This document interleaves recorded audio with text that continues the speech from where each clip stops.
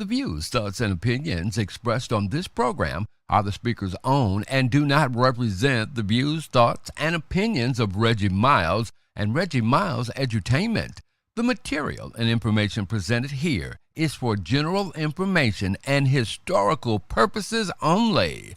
Conversations, the Chicago Style Chronicles, and all forms and abbreviations are the property of its owner, and its use does not imply endorsement of or opposition to any specific individual, group, organization, product, or service.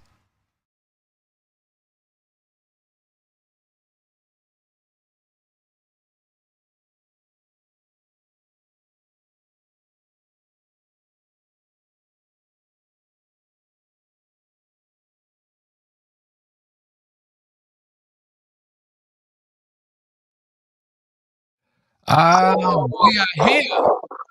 I'm just coming in straight on today. 'Cause this one is ready. Do you have some headphones, Bud? Can you hear me? Yeah, I can hear you. Do you have headphones? No. I can hear real good where I'm at. Okay, because when I talk, I get a let me see, I get that cancellation noise in the background. So let me check this out. Let me check my audio out. 1, 2. Can you change volume on your what kind of device are you using? I'm actually on my phone. Oh, okay. Kind of like turn that down a little bit. Is that Okay. better? Well, we're gonna have to work with it. So, and I'm not gonna be talking that much. No way. Right. I'm gonna let you. You know, this is what this is all about. All right. So let me do this all over again. Welcome to Conversations, and tonight I have a very special guest that's going to be inside the studio with me, and that's Mr. Unique Maurice, and we're going to talk about his journey in the stepping game. Okay, so listen up, make sure that you hear, like, share, and tell everybody right now that this conversation is going on. Okay. Thank you, Lynn John, for tuning in, and we're glad that everybody's here. We're on a new platform. Well, not the new platform, but we do now have our own page on Conversations that the YouTube videos, the videos are there. And right now we're live on Twitch. So I'm glad to have you. Disclaimers and all that other stuff has been running. Let me introduce my guest, Mr. Unique Maurice. Peace. Peace and love, my brother. Peace and love. You start off and you educate me on where you've been in this day. Okay. We'll go back to 94. We'll go back to 94. 94, 95, I was primarily skating, which at that particular point, there was, the skating and the stepping community are somewhat intertwined. So you get a lot of skaters and steppers kind of back and forth between skating and stepping in the same community. So before that, when I was coming up as a kid, my grandmother was a twin, and her twin sister, they used to bop all the time. That's when I first saw it. A lot of my family were boppers back in the day. And, being a kid, of course, at the time I didn't know what it was, so when I grew up and got a little older, I was always skating with the individuals, but I never knew that when they left skating, they went stepping. So it just so happened, I was skating, and then I started being with another group of people that would go down to, back in the day, we used to call Gucci's out in Harvey, Illinois, after we skated at Markham. They would go to Gucci's, and I started going to see what that was. And I still didn't take a big interest into it until this one Thursday night. Um, my aunt, my cousin was like, "Hey, we're gonna go hang out." I was just the driver, so we ended up over at the Rose on Madison. So when we got there, mind you, at the time the Rose was a 30 and up club, but um, you know, I tend to be more of an older spirit. So when I went, I got on in, but I was only about 23, maybe, I think at that time, what have you. So, we went in, I saw, the West Side, at the time, that's the West Side, Steppers was over there, and I walked in there and I saw all these women dressed up, these guys, and what really caught my attention, of course, I saw the women and I was like, hey, that was great. What caught my attention was my cousin was like, watch this. And we would just be standing there and the women would be just coming to get him. Come on, let's go dance. Let's go dance. And I was just like, you got to be kidding me. Like, I had never been to, a social dance where the guys weren't going, being chivalrous and going to get the women. It was the opposite way around. So that is what sparked my attention. And that very night was the night that I was like, oh, I'm gonna learn how to do this. And this is a typical thing that happens, right? So when you first are watching stepping to what you think it is, from the outside looking in, and you have never, quote unquote, learned or had done it, then what you see is just what you see. You think it's all the same, right?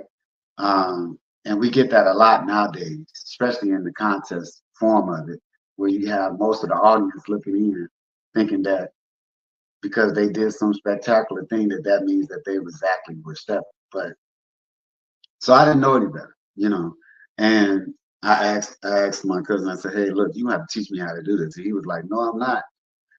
And I said, "Well, yes, you are." So from all the way from the roads, all the way back out south. At the time, we was over on 111th and State, where he was. I was like, "Look, you're gonna teach me how to do this." So basically, he gave me these 6 steps, and of course, I didn't know that they were incorrect when he was showing me, right? Because I'm thinking he cold with it, right? Little did I know he really couldn't dance that well, but I'm thinking he cold with it. So that was the beginning of my passion for, oh, I'm going to learn how to do this. From that moment, that day, um, him and I went out literally about 6, 7 nights a week until I burned him out. Like, I think we did that for about a good 2, 3 weeks straight. And he was like, I can't keep doing this with you.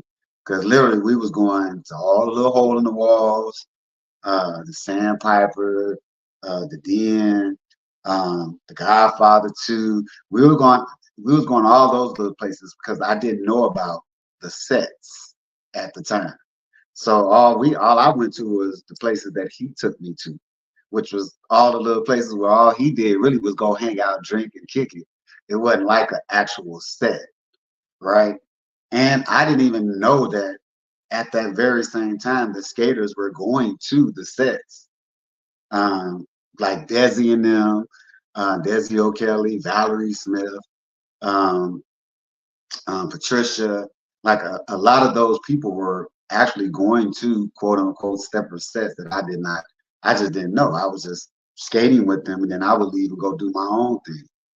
Um, and that once I realized that, oh, these people that are in these little holes in the walls, you might get 2 or 3 people that actually can dance in replace to going to a set where 95% of the people can dance. Well, I didn't know that, So during that time, I basically was just trying to teach myself how to dance with this type of person, dance with that type of person, dance with that type of person. And so I was like, yeah, I'm gonna have to figure out a method that I can dance with multiple types of people. and be able to do this, which is the reason why I started really teaching myself what I wanted to, how I wanted to do it, going out, practicing, then coming back and relearning um, what I wanted to do.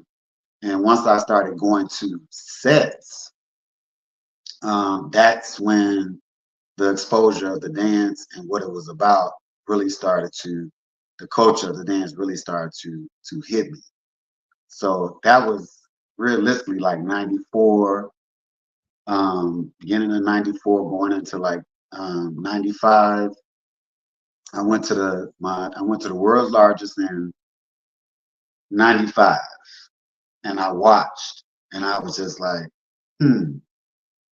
And I still didn't think about wanting to compete, but I was like, I'm still gonna learn this, and I was still in the process of learning. Um, so moving into the 95, going into 96, I had been pretty much since the time I started to that point in time, literally going 6 days a week, every place I could think of, dancing, going back home. I would literally leave work, go home, go in the basement. My grandmother used to be like, "Hey, what are you doing down there?" I had a music up.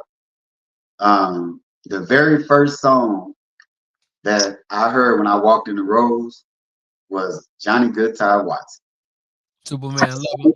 Superman Love. Listen, that has been my cut ever since. Right. And the funny part about it, which, as you know, when you have a family of, you know, dancers and things of that nature, majority of my family and my cousins were DJs, and majority of them were um, general contractors and things of that nature. I didn't find out till later that they were part of the people who built most of the clubs in the city, like the Copper Box, the Red Room, Red Peppers. They were the ones doing the flooring, the walls, the construction. I didn't learn that till later on down the line, but it all started to make sense after I got to, got more into it, that, my family was surrounded around it. They just wasn't really in depth as a culture and really into stepping like that, but they were around, right? Um, so that was the beginning of my journey to the passion and the love for stepping, the seeing the environment, um, right there in that beginning part before I competed in the first contest in '96. So that end of '95, the middle to the end of '95 was when the High Steppers was rolling. I was ended up being a part of After Seven with Alonzo Brown. That was actually my second club that I was with. I was with China Dow and Ruben and them. Before that, then I ended up going to that was Boss Productions. Then I ended up going to After Seven with Alonzo Brown and them because that was more closer to the skaters. And then after skating, we would go on Wednesday night to the premiere where the Club Ultimate back in the day, which is became the Skybox later on in the 2000s. Um, but that was my start. So right around that time, realistically, talking about high stepping was like the big thing, right? That was like, it to me it really felt more of a like a staple, but then as time went on, it to me it kind of went more towards a trend. Back when high steppers they had, uh, Joyce, Desi, um, Claudel, Ice Ray, um, Pat and them was there, the little small thing. I keep calling her Pat. Um, Leanna. yeah, Leanna was there too, right? It was Leanna. Then you had Bishop Seymour, Don Juan. Uh, those people were, all a part of that little group. And that was a remarkable time, man. Listen, I would go there, stand on, because you remember you had to go up on the stage at Sarah J's to get up on the dance floor. You had to get up, so the stage was like at chest level and up. So I used to go stand on the rail and just watch, because during that time you couldn't just come up there and get on the stage with them. They wouldn't let you just get up on the stage. After they got down and got to finish doing a few things and they came off, then they would, you know, you could get on up there with with a few people with this, that, and the other. But I watched, and I specifically watched Claudel and Ray majority of the time. Macaroni was part as well. Um, Zach. right, yep, Zach, yes. Ice Rob, a lot of people sleep on Ice Rob, was Ray cousin. Um, so I watched. I mean, I danced, I watched, and I would see something. And as soon as I could get up there, I would go up there and try to, mimic what I saw. And then go home, practice, come back, go do it all over again at the next party. Um, that was a very instrumental time to me because we had a lot of fun during that time. You Well, know, they say that at that time, that's when the beginning of that was like the training ground or the proving place for all the new instructors. yeah, yeah. If you were teaching and if you were, um, it kind of was like when you went there, if you had, if you were one of the top dancers, you was gonna come there.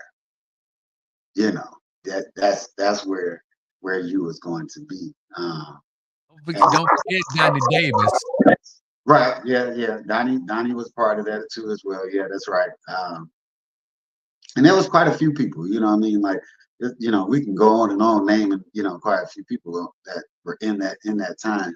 But that proved to be like a place where when you wanted to get down, that's where you were coming to. Along with like the East of the Rhine. Um, them Friday nights at the East of the Rhine was killer. Like when Terrible Ted and them was spinning, when Sam Chapman was spinning occasionally on those nights. Um, it was the place you wanted to be. Um, Let me ask you,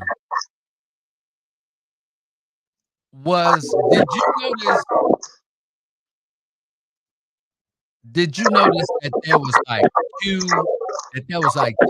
different sets that was going on? oh yeah, definitely, definitely. During that time, that was to me like it was like a bridge time, right? For people like um, Dave Max, um, when Tickman and I kind of was at the same time. He was just a tad bit before me. But Dave Max, Tickman, myself, um, Drake came a little bit later, maybe like 1 or 2 years later, I believe.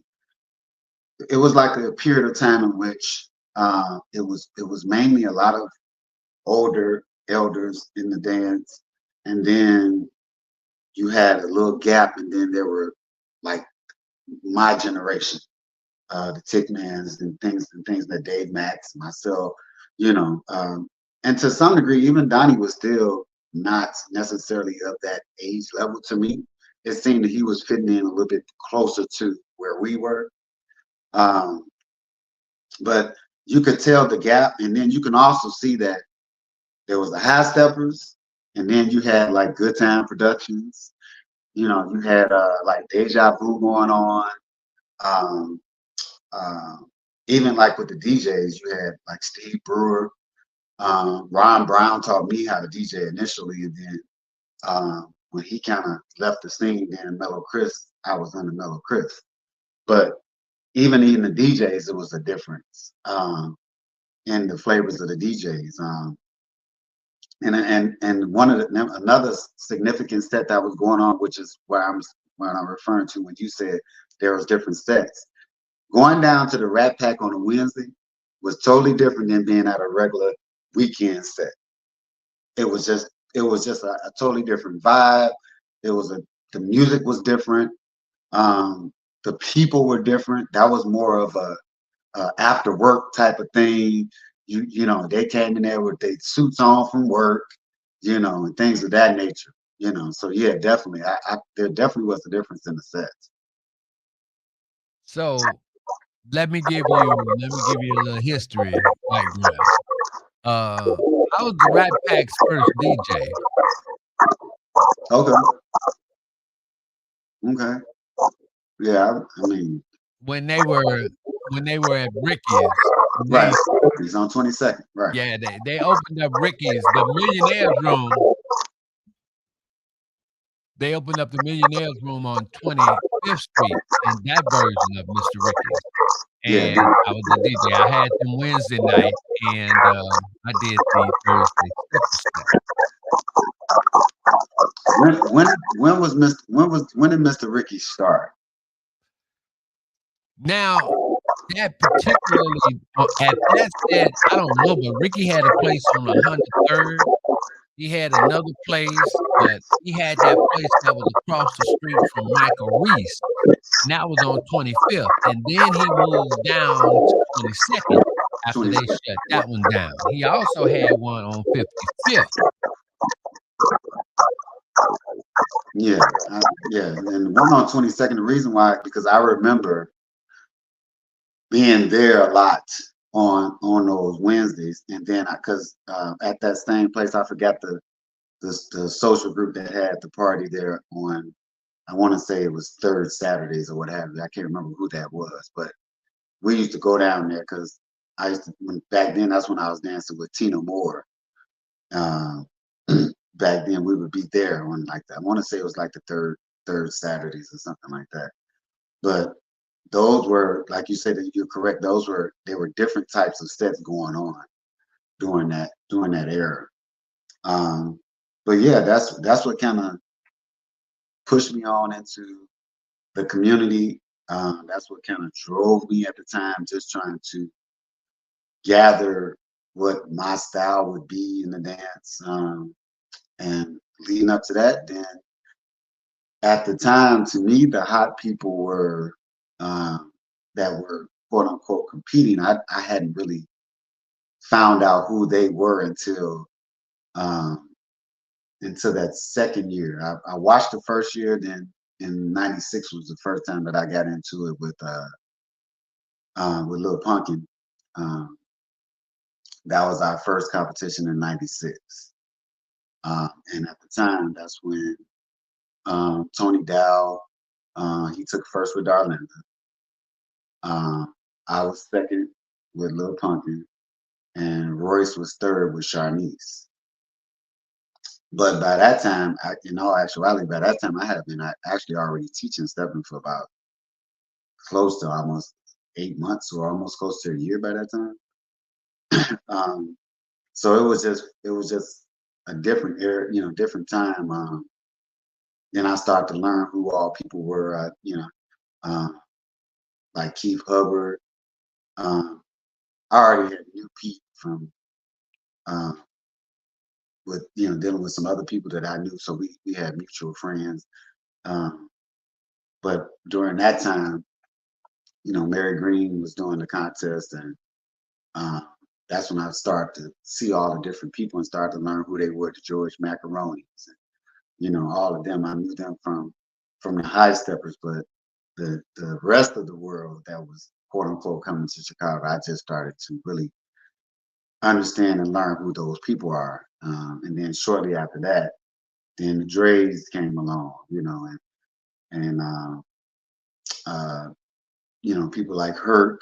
Um, then you had people like Margette and Daryl, um, them dancing. So it was a lot of people back then. I try to tell people all the time when I first started competing that first year, it had to been almost 15,000 people down at the Sheraton. It was a ridiculous amount of people. Um, it was considerably different back then. The excitement of it all, being on that stage, I feel like was magnified maybe 3 to 5 times more than what it is now because of that energy and amount of people in the room. Uh, it was unbelievable. Well, I gotta, because let me explain. So I'm working like doing some engineering and stuff while I'm speaking. So I'm being very courteous to my guests and let guests speak because when I try to go back and exchange, it causes feedback on my end. And so I don't want to have that because this is like some real important information. So what I want to do is just start asking a couple of questions and let Unique Maurice elaborate on it. Now, listen now, it's one thing about that 1996 competition. You can't find no video on it. Right. I don't think I've ever seen it. Nothing. Yeah, I don't think I've ever seen it. When well, for a long time, let me just be honest. For a long time, I never watched any of the videos. I didn't think I started even seeing even any of the videos until in the 2000s. I never got a chance to watch it because either either um, I think it was Marky G had the tapes. Some other people had a few, but it was very difficult to get a hold to. Macaroni had a lot of them. Um, um, Ironically, Herb Kid had a lot of videos also, and Kenny B. Thompson had some videos too. But it was hard to get a hold to them, and I didn't really like year to year at that point what what I danced like the year before, so I didn't really have an interest. I really didn't have an interest in it, in the beginning. But yeah, it was a while before I even saw some of those videos. And they're still like maybe I still have not seen I, s- I haven't seen the video in from '98. I haven't seen I haven't seen the Masters video. So it's still some that I have not even seen um, at all. And they're like some of them were just lost. You know, that's like a like thorn in my side, right? Or that just goes to show how critical I mean, how vitally important it is now that we make sure that we chronicle our own journeys. Document. Yes, yes.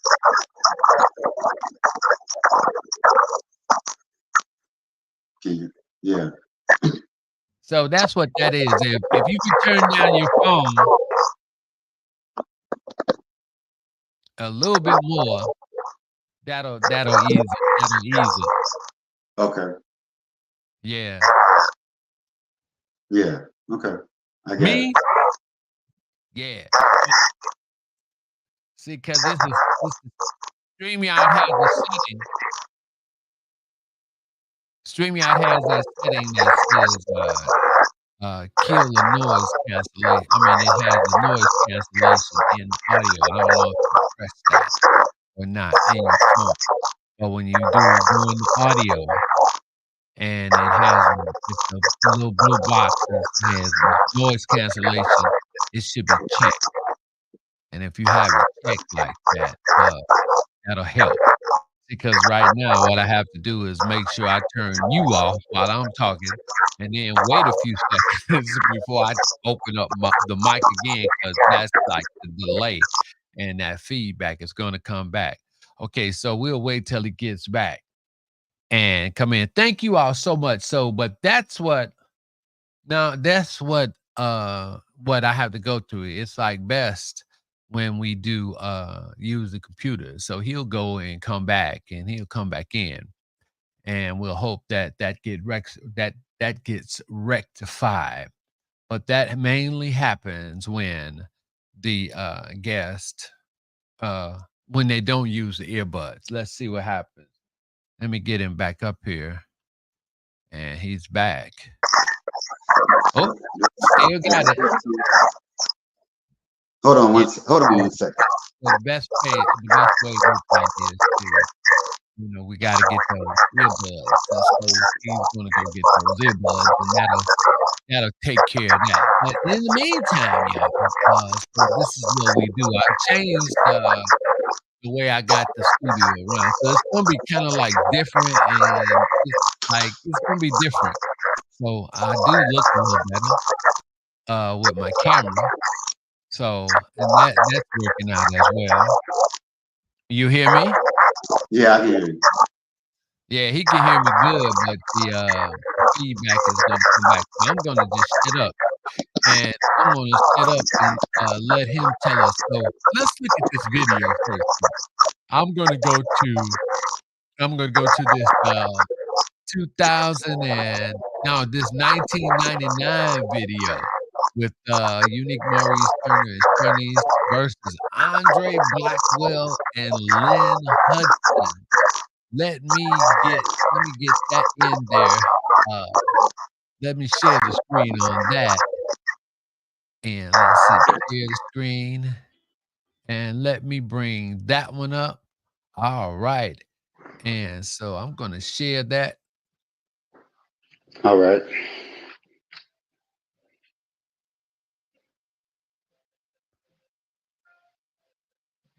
Can you hear me? So it won't be any, I won't be playing any audio because I don't want to, get in any trouble. Let me see if I no, I'm not gonna make it no big. I'll just leave it right there. And so we're gonna look at it. I'm gonna come in and Maurice, I'm gonna let you describe what you were doing with Dre at this time. So I'm gonna just shut up and let you talk. Can you hear me? Yeah. Yeah. So in looking at that, this was the beginning of the contest. Um, it was, very up tempo, upbeat during that time. Um, Sharnice and I used to always back then when we was dancing. It took me a while to adjust to um, slow down some. I used to always be fast. Claudio used to help me in being fast during that time. But Dre and um, his partner, Lynette, she was, at that time it was the transition and like I say, that in between time in the dancing. But you could see there were a lot of turns and things like that happening. This was like the beginning of that era where between like 96 and 2000, you start getting a lot of different movement in the dance, a lot of um, turns and spins and things of that nature. I still kind of, in contests, I still really didn't do much of that. I really just focused on footwork movement and style because I pretty much had my own style. And at this particular point in time, even to this day, I don't feel like there's anybody who have my particular style. And Dre and Lynn, they was killing it. Um, I think they were one of the first persons to do that I had seen where she had taken over the lead and was dancing, leading Dre or what have you. And he ain't nothing but a spinning top. So when you watch him, he gonna do 50 spins. He was, he very good at it. I knew Sharnice was a very graceful dancer, so I tried to just tailor my dance around what she was doing, um, and just move with her. But that was an exciting time. In '99, that was my what one two. That was my third competition, and my second time dancing with Sharnice. I danced with Sharnice in trio um, in '97. Her, Tina Moore, and I was in trio. So I think Dre had really started coming on at that time, right about '98. I think somewhere around there. '90. I don't think I seen Dre until maybe '97, into '97, '98. But um, you could see like most of everything that I was doing was specifically more of style and my own personal footwork. Um, Lynn and Dre, they had a lot of footwork themselves. But just like now, you can see Dre doing the spins and turns. Like that was like the beginning part of that. So it kind of transformed. That style of that 39 and under kind of was where that was at that time. And when you went to that 40 and up, then you got more of a quote unquote an original style of dancing. But I don't know if you pay attention. Even in that year, we had to have almost 10,000 people in attendance. I can't remember if that was at the Sheridan or if that was at Navy Pier. I can't remember which one that was at. But yeah, that was I had a ball during them times. All right, I'm gonna try to say something for a quick minute. I changed to my earbuds, One so see thing. what happens. Go ahead. What'd you say? I put my one of Oh, my you earbuds in. okay? See, Good. did Oh it yeah, make a difference? yes. That made all the difference in the world, baby. We Uh, we can go at it now. We can go at right. it now. Well, thank you. Because what happens, technology it's a loop, and that's a Right. feedback. That's what happens when you because the way I use Streamyard with it, and I run Right. it back through my board, it whatever. But it so one of my other peers, let me know that. So I said, "Oh my god!" And so now I try to encourage the guests to use earbud or something like that, and then we'll be fine. And then people won't Yeah. hear all that noise. So thank you, and they'll be hollering, "Ah!" because when I Right. do something wrong, they gonna get on me, right? Oh, they go, they gonna give Right. me the business. But the one thing that I loved what you said in that description of what was going on is in actuality history repeating itself. Okay, because you Mhm. said as it was coming in with this new thing between 99 and up to Step in the Name of Love, that actually happened in the first World's Lodges when Okay. when uh when Little Alfred and Janice came on the scene and they was doing the stepping, the new Bob stepping with the traditional with Abraham and Cheryl Jackson, Dimples and Marzette. So Hmm. it's like it was, people like to say it's something new, but it ain't really nothing new. you know, Right. Right. Right. it was just another time when that came around. But I'm just so glad that you said that. And that Dre, we was man. But That even Dre, was something else. yeah, he's something else. But Dre was like, Dre is spinning Benny wasn't elaborate, but Benny could spin 700 miles Just an like hour that. too. Yeah, Yes. Just like that. you Just, know, so, hey, look. To this day, Benny can spin like that. yeah, so Listen. I'm like, whoa, and we gave him a name, and nobody ever tried to do that. We let Hmm. Benny spin, and we called him Spinning Benny. And Benny. So, Right. yeah, I'm so glad the way you explained that. That was really, really nice because a lot of times people fussing about stuff and they ain't really fussing about nothing.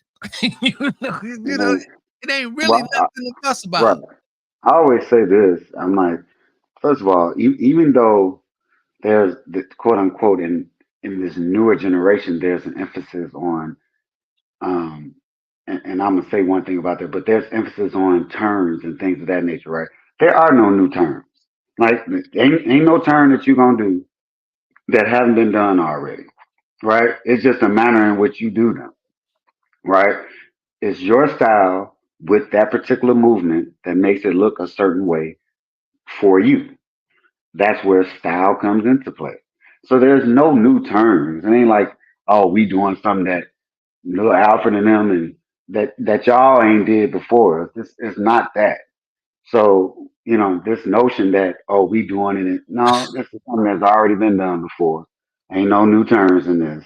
It's the same terms. It's just a different way and a different speed at times in which we're doing. So And there's the nothing. music is really the dictator on that, on how it's Yes, done. People exactly. and Exactly. people always forget some of the outside influences that came to Chicago. One of the greatest dancers who was recognized in Chicago wasn't born here. He was not a Chicagoan, but we revered and we bowed down to every time his name was said. Hmm. And who was that? Which person? Mr. Calvin Barnes. Oh, okay. He Yeah. was from New York, and Calvin introduced the salsa turns, all that stuff. He incorporated in the Chicago style of bopping. He did that. He did But that. He was and that's what first. I mean. Yeah, Mhm. yeah. That's what I mean by that. Because if you look at anybody who knew Calvin, and you look at his style, there was a certain flair that was his. That's his style. Man, that mambo and That- all that stuff he used to do. Calvin in a bop. He could do it off of my favorite person from the OJs. Calvin could hit a turn and turn a woman 3 times. I said, "Whoa!" I was through. I right. was. I never attempted to do that or nothing because that was his, and I would play the music. I would play that particular song just so I could see Just him to see go. him do it. Right. Yeah. Oh man, look at Right. this dude here. Right. So, Exactly. and that's I'm glad that these things are coming out this way, so people can actually uh get to understand better the the entire comprehensive culture of what we've done with this dance. First of all, let me say this, and I honor you and Tick Man and uh the gentleman who, man, I don't know why I keep forgetting his name. They said he was the founder of the 8 count. That's uh yeah, he did the 8 count. He had You talking structure. about what you talking about? Hold on, because he used to give the set over at LC the. Henderson. LC Henderson. That's it. Him, Okay. all Donnie Davis, all the guys that have moved the dance forward, and even up to the creation of that video, Step in the Name of Love, Hmm. that really sent the dance all over, the country, and it sent it to the world. So that's really cool. I really appreciate that because that gives me now the opportunity to educate on the total culture of the Chicago style. And so I'm like loving this opportunity now. So it's come at a cost. I was called an 85-year-old mofo. Uh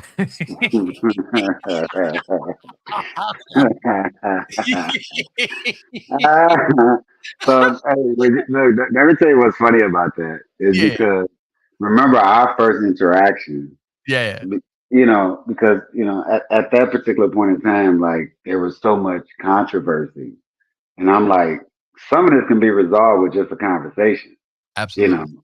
i.e., your name of your platform, what I'm saying, Absolutely. conversations, right? Absolutely. And if we don't have these conversations, and we just take it upon us to assume that a person is one way or another, we're gonna stay divided and separated, right? I didn't know you personally, but we had a conversation and a great conversation. And then from that, now we have a rapport. We don't always have to agree. We don't always have to disagree, but we have a rapport and a respect now that we can interchange vocabulary with one another, and be in the same place with one another and still show love and gratitude for one another and go on about your business. You know what I'm saying? You don't have to agree with a person, and you don't necessarily have to disagree. But Listen, you don't never know that without a conversation. listen, I got a friend of 55 years, right? You know him, Michael Dabney, right? Yeah.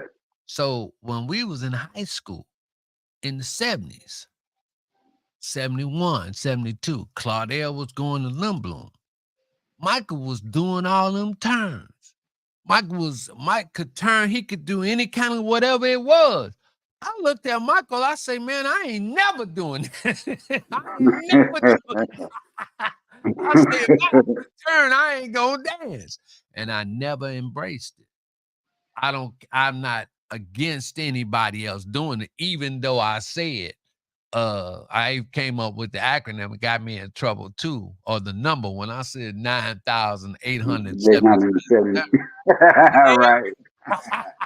that that that Right. that got me in a whole lot of trouble. But even in the 70s, and I say this again, it ain't history, ain't nothing new under the sun. It's just being repeated. The Right. Whispers made a song, and I can't think of it, but they said a broken clock is right twice a day. So Yes. I'm gonna leave that one right there. So, but Right. it's been some questions coming in. So I don't all this my maturity uh in the dance. Once I got out of my feelings and realized that when I came in as a shorty, the elders allowed me room Yes. un- until I got out of pocket. Right. When I got out of pocket, I got pulled to the side. Some of y'all can't be pulled to the side. you know, Oh, so I totally agree. I you know, totally some agree. and so without without a without a focus towards or without a uh continuance of a rite of passage, there's Mm. always going to be some type of confusion. So Be- maybe before you answer one of those questions, let me just say this about that, right? go ahead. Because if we just look at this and all of this comes back around. It's full circle, right? If you don't want the people that's coming behind you to be better than you need to just get on out the way completely. Because if that's the case, if we just made it about you and your family, so that's just like saying you don't never want your nephews, your nieces, your kids to be better than you are. You just want to be at the top forever until you die, and nobody should come before you or after you. That makes no sense. So somebody has to be, and you should want somebody to be an extension of you that you can say, hey, I invested into, I gave them all that I had so that they could be better. And that's not just in stepping, that's just in life, period. But Absolutely. in this day and time, the issue is, and I'm going to say it if nobody else wants to say it, the issue is in our Chicago community, where it originated from for our Chicago style stepping, the a lot of the elders do not want to allow for themselves to then step to the side and let the next generation continue on. They want to remain relevant in any and everything that they can and not allow for another generation to come after them. That will never work. You will continue to make a gap and there will continue to be a separation. And then you will continue to have them have attitudes and have disdain for you. That's what's going to happen. And you're not going to get anywhere by separating the two. There has to be some transformation in which you give to the next generation so that they can continue on. Then, thus, just like you just said, the continuance of the dance. That has to happen. What the next generation, again, just like we just spoke of, they're not doing nothing no different than you was doing anyway. So why not usher them in and then we can coincide and understand when it's your time to take the back seat and let your nieces, nephews, sons, cousins, daughters, and take the forefront once they are in a position to do so. That's So where we're falling short at. so that's why it's important for us to define and have clarity on what rite of passage is. I tell you, one of the most uh, fulfilling and heartwarming things for me was for an elder to even talk to me. When I came in as a pup, if they said something to me, if I even got that approval, that was it. And we have to always remember that it has never been intended for our old and our young to ever be together on anything, because if if wisdom is transferred to the youth, we'll become a greater people. So the best way to keep that from happening is to give us these false fights that we think we're supposed to be having. Because I don't care how you look at it, the dance is still, it's still gonna be, it's gonna any one of us can check out today. you know, Right. and Right. this and the bar and the motion is still going, somebody gonna step in and take your place. Now, when it comes to elevating, and this is my opinion, comes to elevating what the dance should be, I'm not sure that somebody uh 25 and 30 years old is going to take it. If the dance is to be seeded in growth, then the seeds needs to be planted and watered before the young men get to be men and have their own mindset on stuff. For example, I got hit when I was a teenager, when about this dance and what the game was. And so the elders, I never had a fight with them, and I had to I was, it was more easily for me to be shaped and molded because I was just like a piece of clay, and they could put hands on me to get me straight. But if a dude is 29 years old and he just now started learning, you ain't gonna be able to tell him nothing. you know, Yeah. Yeah. you I know. get that. Hmm. So we have to, that's when intelligence and compromise is going to have to come, because as a lot of people say, this is just really just a dance. And then we need to separate these different classifications and categories of the day. Are you a professional or are you a social dancer? I'm a Right. social dancer. Right. I ain't got to compete, and I ain't trying to do nothing but be with a woman. When I that, Hmm. you know, that's my good time. Now, the professional dancers, the people that just, they dance because they want to dance, that's their thing. What do you want? What do you want? Would you get excuse me? you know, I'll be through in a minute, baby. What? Thank you, sweetheart. Uh so get out of here. Let me do it. Say hello to Mr. Maurice. Hi. Hello. Get out of here now. Let me finish doing my show. Come on. Bye. Quit playing. All right, bye. All right. So, dang, you done got me all off the track. Hey, y'all. So she ready to get back and do her own show too. So we got the Dad and Daughter podcast. So so getting back to this dance, uh Hollywood Frank, when I went into the 50, this Saturday, Hmm. Frank is 80 something years old.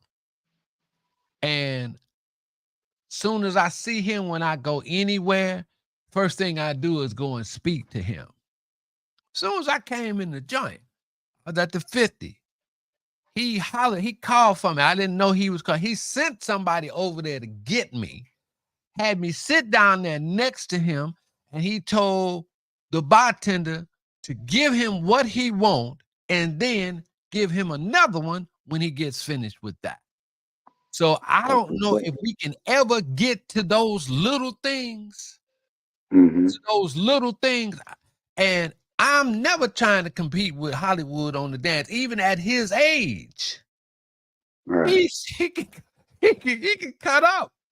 And I don't know if he trying to, I don't know what he's trying to do, but for him to have me come sit by him and to get me a drink, uh, we have to somehow we have to find some kind of way to do that to each other Yeah. again. And and you're absolutely right. That's what that's what Claudio, that's what Ice Ray and them used to do to us, and bring us on the floor and say, hey, look, watch this. Come on the floor. Let's see what you got. Give us some, some confidence. Then, hey, they reel you on back in. Like, all right, young fella, you're doing a little too much. Now you going back on the side. Let us go on back to doing how we was doing.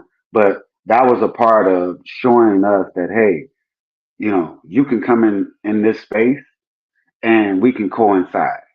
Hmm. But you have to have some form of humility. And Hmm. like you say, it's hard for these people that are coming into the dance now to have a lot of humility when half of them think that they got it before they got it anyway. Yeah. You understand what I'm saying? But I get out their way, man. If that's like to me with a truck with no brakes, go on, man. I'm gonna I, pull off I, the side. I'm gonna I, stop. I I'm do gonna- the, I do the same thing. I do the yeah. same thing, I'm right? I do the same thing. listen. You, you said somebody had some questions. I see somebody Yeah. throw my name. I can't Oh really tell yeah, what it is. Maurice, how do you feel about the dance today? Keith Hubbard had that up there for a long time. Keith, oh, what's up, Keith? That's my man, Keith. Keith. Um, so the dance today, although I embrace it, I feel like the dance is watered down. I really feel like when you look at the dance in whole, um, for what that they for what they're trying to create on the dance floor, they have a lot of creativity, but it's misplaced, right? And what I mean by that is, um, they're trying to do so much that they don't understand that sometimes simplicity gets the job done just as well. And we just showed that in that contest, right? In that contest, and majority of the contests that I danced in, I didn't do 1,000 turns. My footwork and maneuvering around the dance floor is what I did because I knew when I was going to hit a certain turn here and there, how that felt when the music made me do it, and then I moved on. It wasn't about just trying to do everything all at once. And right now, I feel like the dance is just about, and let me just be candid, right? Because I call it like I call it, like it or not. Majority of the men just want to imitate what they see, but they don't have a foundation to do it, right? The women just want to be cute, but majority of them cannot dance, and neither the men nor the women want to put the work in. They just want it right now. So they'd rather look raunchy and fast and bouncing around because they want to be seen more so than, man, I'm good at what I do. And I can still look good at the same time. They would prefer to just just look raunchy and be out here just doing whatever instead of actually learning to dance. And the men would just rather be twisting and turning and jerking the women around instead of having some grace and being able to decipher between this woman right here. I need to hold a little bit more, dance a little bit more classy with this woman over here. Yeah, there's some women like a lot of turns. That's what they like. Give them what they want. But there's a manner in which you can do that too. But they don't have no difference. The men and the women dance just like this, straight on across. Ain't no change of pace. Ain't no change of style. All they know how to do is do this. If you put on "Teach Me How to Love," they wouldn't know how to dance off of it. You see what I'm saying? They wouldn't have no understanding how to dance off of "My Baby" Diana Ross. They wouldn't know how to dance off the Shy Lights. They like they don't know how to dance like that because they don't know what pace and rhythm is. They just know 7, 8, 1, 2, 3, 4, 5, 6. That's all they know. And when you ask them to add something in between there, they're like, I don't know what you're talking about. But you because know you don't some have no foundation. but you know some and you said that you saying that, and then uh I'm like saying to myself, and I'm not saying this to you, but all the instructors wreaking all this havoc on the stuff in the way that they've been teaching it, cause there's no standardized format on what the dance or how the dance should be. So, cause it's like, cause it's one thing that I'm noticing, right? And I'm hearing these DJs, and it's like these DJs got a mindset that they got to play an hour and a half of up tempo music before they play something slow. Well, see here. So here's the thing, right? Um, when it comes to that, I don't really blame it all on the DJs, right? Because in order for the DJs to play the music and to stay up there, we got to stay on the floor, right? You have so many DJs that swear up and down that they're jamming because the floor is packed. Right. Well, let's just take this into perspective, right? It's 1,000 people in here. They gonna dance to whatever if they ain't been out. They gonna dance to whatever if they dancing with the person they want to dance with, like it or not, right? You're gonna get more songs that you like more so than the ones that you don't. But that don't mean that you jamming. Now, again, I'm gonna take up more so for the DJs in some aspects, but it's 50-50, right? When I used to tell this all the time to, hey, when you're a DJ, you don't always have to be playing all the time. Sometimes you just need to go and listen. And I don't mean listen to what you're playing. Go listen to something else that you're not playing. Because in your mind, repetition becomes a constant in what you play. So you used to putting this song behind this song because that's what you do. You know that that song works behind that, so you're gonna tend to play that. Especially if it's, at some point in time you get a little rushed, somebody talking to you while you're at the DJ booth, you got to put something right back on. Oh, I put this song behind this already before I know it's gonna go. You go right to that song. But what I used to do is I played all kind of type of music. So it was always an inspiration to find something new, right? And right now we be so afraid to offend the person that you see in the crowd, and you just only gonna play this certain type of music at a certain point in time, or you get the promoters, and I blame a lot of this on the promoters too. Instead of saying, "Hey, look, this is what I would like to play at my set because I know my crowd," you, that's one thing. But then forcing the DJ to be in a box and tell him, "Oh, you can only play this," then what you bring me here for, Mm. right? So we got three folds in the community right now as it relates to the music and to the dance. So we have to take all into account. It ain't just one person. It ain't just the DJ. It ain't just the promoter. It's a combination of all three. But in order for us to keep pushing the dance forward, we have to have some, again, like you say, some continuum of the dance and of the culture, so that And I'm just say this one thing, right? As it relates to the teachers and things of that nature, I've continuously made this point, right? If you can be a regular teacher that comes in, and for most people, when they just teachers, let's just say, I'm just using as an example. This is not per se any one person or what have you, but I break it up. If you got teachers, um, well, I'm gonna start off with instructors first, right? So instructors are people that you can have that you say, hey, look, I'm gonna show you what to show these people, right?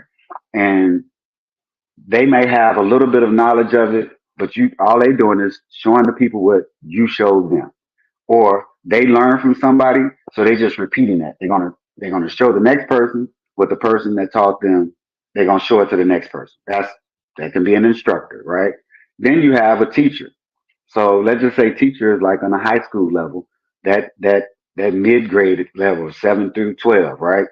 So a teacher may give you two or three variations, and they say, okay, hey, I know how to do it. I'm gonna show you two or three variations for your learning capability, and you can try to pick it up from there. I was taught this way.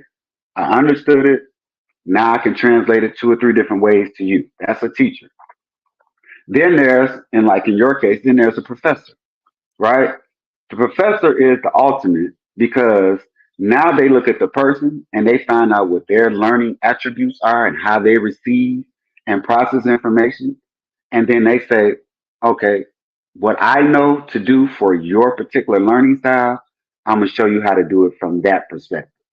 That's a professor. I can break it down like I can break it down from an instructor. I can take you from a teacher's perspective. Now I can give you the ultimate based off of your learning ability, and I can give it to you that way.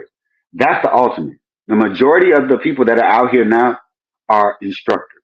They are not teachers, nor are they professors. They are instructors. They are only repeating the cycle as they were taught.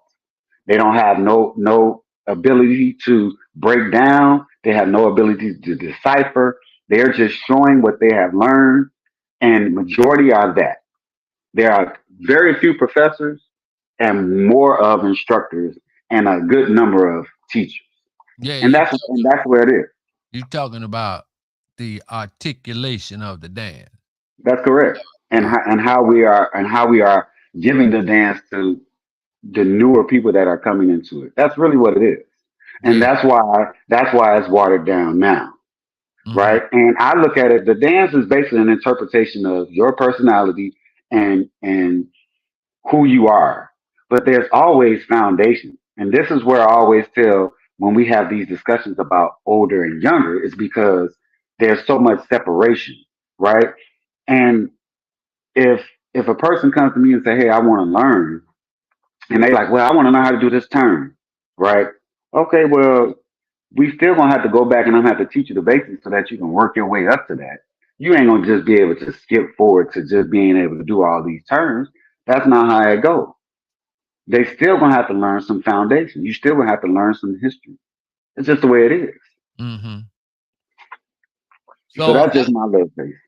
but that's cool because, like I said, uh, this is very informative and interesting to me because I draw a blank on the 90s and the 2000s.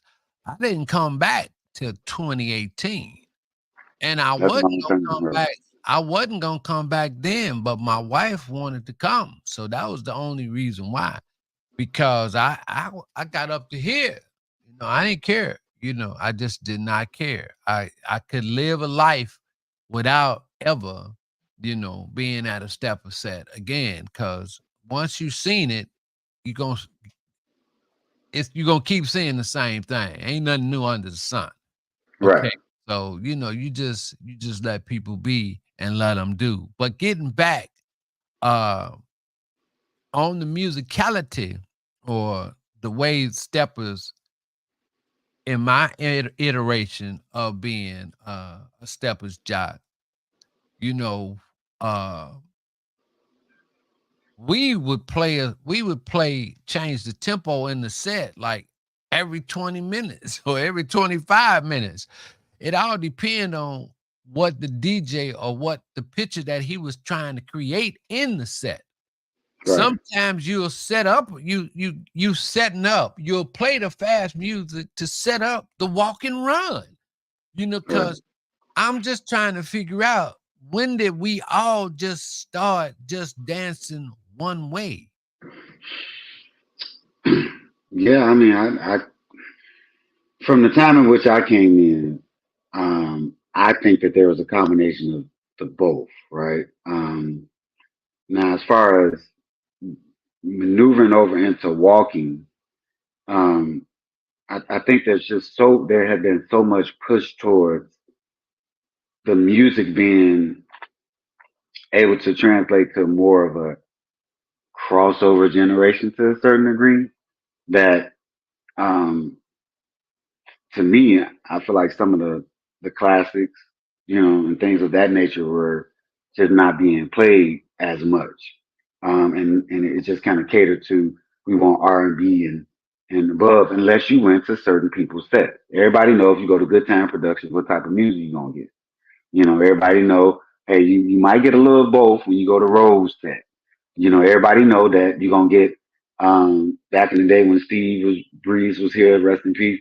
You went down to Deja Vu, you knew you were gonna get a combination of everything. You know, when Mellow Chris DJ, you know, you're gonna get a straight across the board some of everything when you listening to, you know, to him DJ. So, you know, we still have to embrace what it is to slow down in the dance because I don't want to be dancing 100 miles a minute all night. Like nobody want to be walking around sweating all night. That I don't. You know, I don't. You know, I definitely don't want nobody trying to be all hugged up or walking with, and they sweating. That ain't gonna happen. So I'm gonna tell you. So when I came back on the scene and I witnessed that, and I witnessed that to the point where it was like a norm. I went into a culture shock. I was like, I'm wondering what had happened to the dance. And so in my discovery, in my journey, I learned about Dre and Company and DJ Cross and the impact that they had, Mm, on changing it. And then I learned the impact of some other people, and then the fact that my generation or where we are, we're getting older now. I'm right, hitting 70. I'll be 70 next year, right? So right. so whether we want to or not, we gonna get replaced. you know, Sooner we or later, right. we going out. But listen, I'm gonna tell you, it's like it's one doctor. I can't think of his name, but I just love to see him when he out on the set. And then there was another brother that I used to work with, and he was cousin to my guest last week, Little Lloyd. It was a gentleman by the name of Ed Banks who worked at Mm, the post office. Ed danced till he was about 90 something years old. Long as he could get out there, he was always dancing. And right. I think the trueness, the trueness of the social partner dance thing for us has always been the embrace of everybody in the set. A little bit of something that I know. I never went to the dungeon. Mm, I don't know nothing about that. But I know a lot of people that came out of the dungeon. So when you talked about earlier and when we began this conversation, when you talked right. about the clubs, stepping in the club, sandpipers, stuff like that, Uh-huh. I was on that circuit too. Because before I could even get in the uh on the stepper scene, I was like almost every club everywhere. I was, man, if you had a party and I had a party, we'll travel. I would come in there and I would do my thing. So what people, and you said it earlier in the game, you said that before the sets and stuff, we had always been bopping, stepping, and walking, in the clubs. Mm, That was always. Then Sam Chapman had his crew, and then there was the crew with Black Mary and them, the Dancettes. Uh, mm. And uh, that also was the crew with where like Bishop One and them had their crew too that they did was their on, own parties as well. yeah, they was Right. on the west side. They, Right. but and Sam was theirs. Mm, So Sam was the calling card DJ on them. So Sam is very, very, very, very, very instrumental because he, like Herb Kent, catered to legions of steppers. Okay.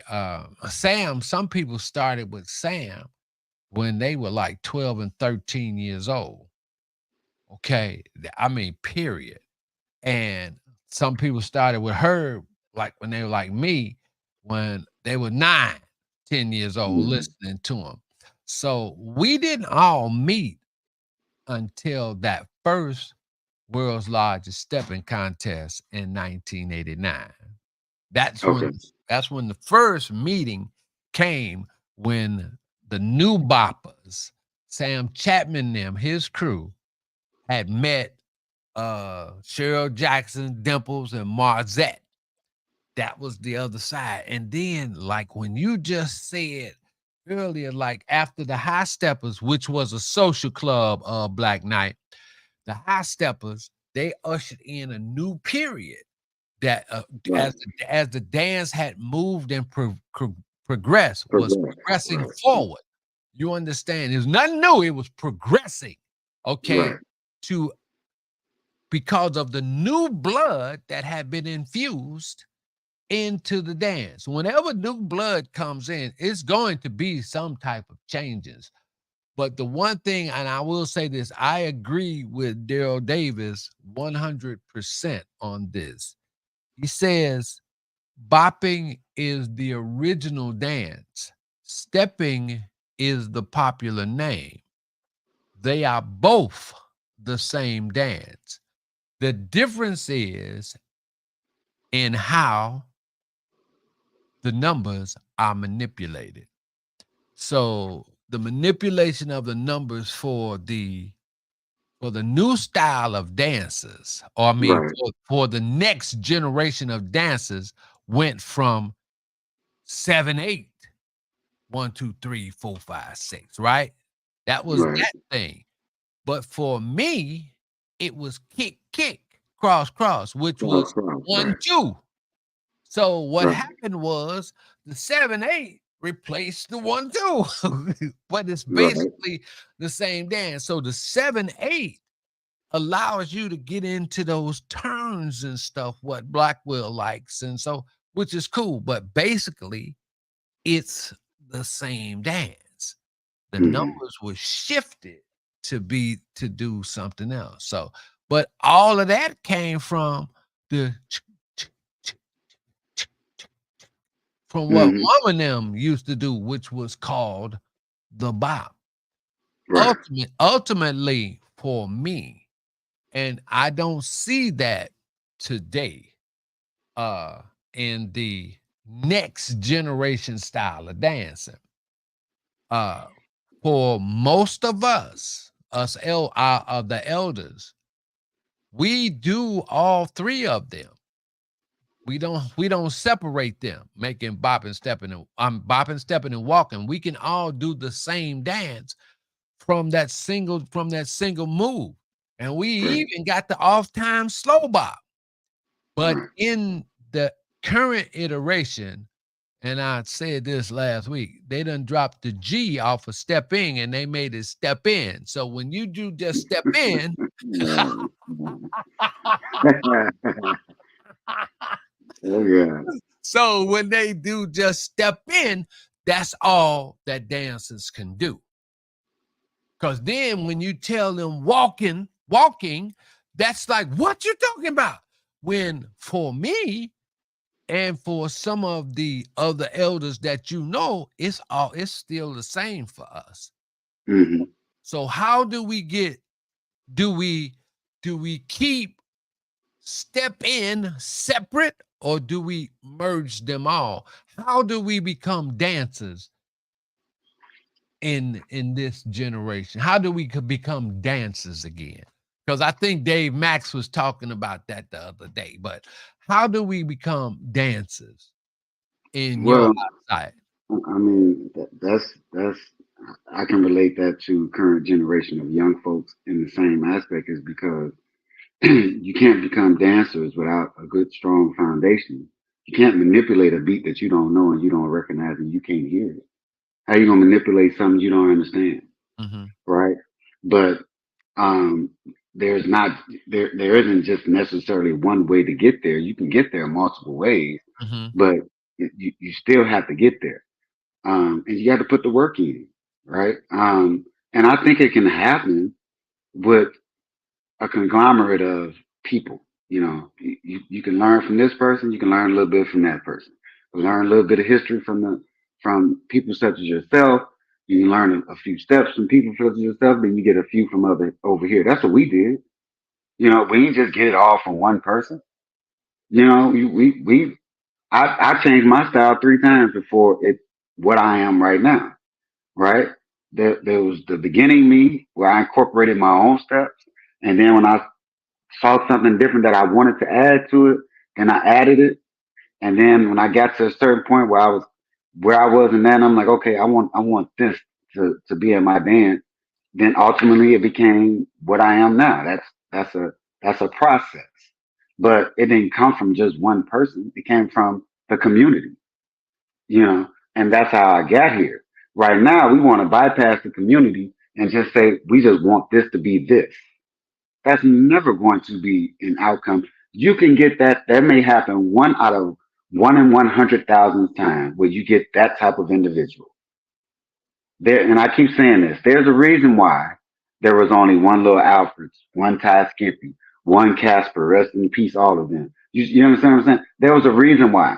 There's a reason why there's only one Andre Blackwell, one Tick Man, one Dave Max, one Drew Alexander. There's a reason why, right?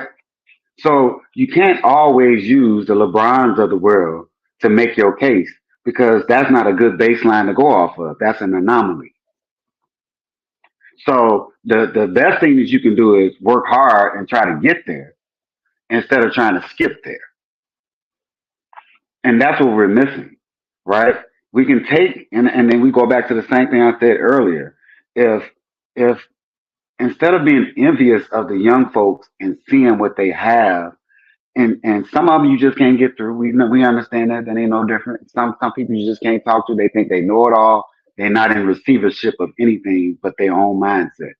But if the older people would then say, "Hey, let me embrace you, young fella. I like what you're doing, but let me add this to what you're doing, or just take this as an example," then those they will have a little bit more respect and allow for a little bit more information to come their way instead of you just saying, "I don't like what you're doing. You ain't you know that ain't how we used to dance." They're not gonna take kindly to that, and that's not gonna that's and to them you talking sarcastic. So it's things like that doesn't allow for that to happen. Well, listen, I stopped talking to the youngins, and I ain't mad at them. I don't want them to be mad at me, because I'll give you the game because the game was given to me. When Lonnie Clark pulled me to the side and would let me know, Lonnie so Clark. yes, yes, sir, yes, Man, sir, hey, that was my man. yes, sir, yes, sir, Oh my God, yes, that was sir. my man. I had his phone number. Called. When I was in DC, I was calling him. We would talk hours. Yes, He would talk, giving me the game. And listen, if you want to listen, okay. If you don't want to listen, but I tried to give. I passed. Trying to pass the baton to a young pup, and a pup want to try to compete with me. I'm gonna just tell you right now, I don't care who you is and what you doing. If Reggie Miles is dancing, he's still gonna be seen too. Because it's one thing I know for sure. Can't no brother dance with all women all the time. There's always gonna be some women for me. right. Especially in this community. Man, Oh, you better get out of my face with what you think you have in your ego. Because right. the only thing about the game is that the names done changed, but the game is still a game. I left this thing for 26 to two and a half Decades. decades. You Yes. understand? I came back and it was nothing new. Yes. Nothing new. The only thing is more women, and the sad part about it is that I'm older now. I hate that. So let me ask you a question though, Reggie. Go And ahead. this is a question, and actually I would ask Keith the same question, right? Let me ask. So this is my question. With what you see now, do you see Stepman dying off, or do you see it continuing to grow? No, it's listen. Now it depends on how you what are you defining growth as? Okay, So you want me what to, yeah, since I asked the question, let me define it, right? yeah, So yeah, yeah. my definition of growth in this community is seeing an influx of people that are gravitating to the culture and the dance and that are carrying it on generation to generation. That's what my definition of growth is. And that means that we should see more people on a yearly basis migrating into stepping and thereof. Okay. So the only I would answer that in saying that the dance has to be seated among the teenagers. It has to be seated there. Because I don't think that no cat, 25. I don't think once you grown, you understand, you whatever it is, you coming in here for a different agenda. But and I take this from my experience. I was seated at 16, 17 years old when I found out what this was and what the lady, that's when I wanted to deal with it. But the music, listen, we don't have control over the music like we want, like we should have control. Because when I came into the game, right, it was easier for me because most of the music was about love and relationships. The I music, agree.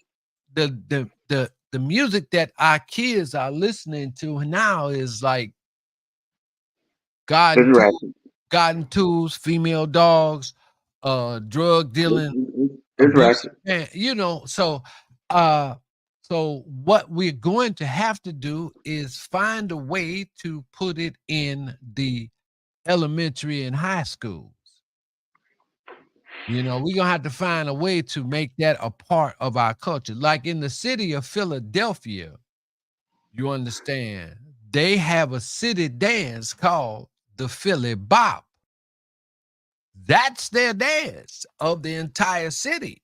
They get that in the schools and everything in the culture. So the culture has to be seeded early. Okay. And along the way, as these young men get older, we have to show them better instances. And that's not my generation. That's the cats that's on the throne now. The Hmm. guys that's on the throne now, you guys that's under 50 and y'all doing y'all thing, y'all got to reel these young boys in. Y'all got to reel them in and let them know what time it is.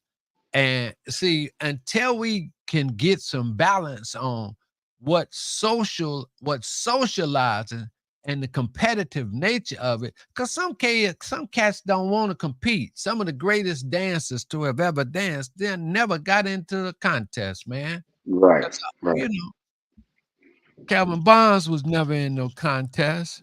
Ice Ray ain't in no contest. Right.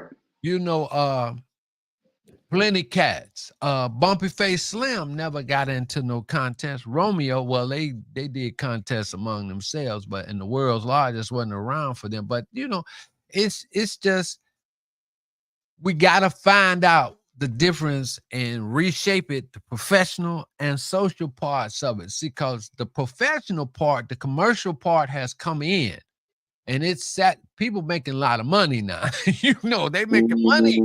I disagree. You don't think they're making a lot of money? No, they're not. Okay, I mean, well, not So I mean, let's.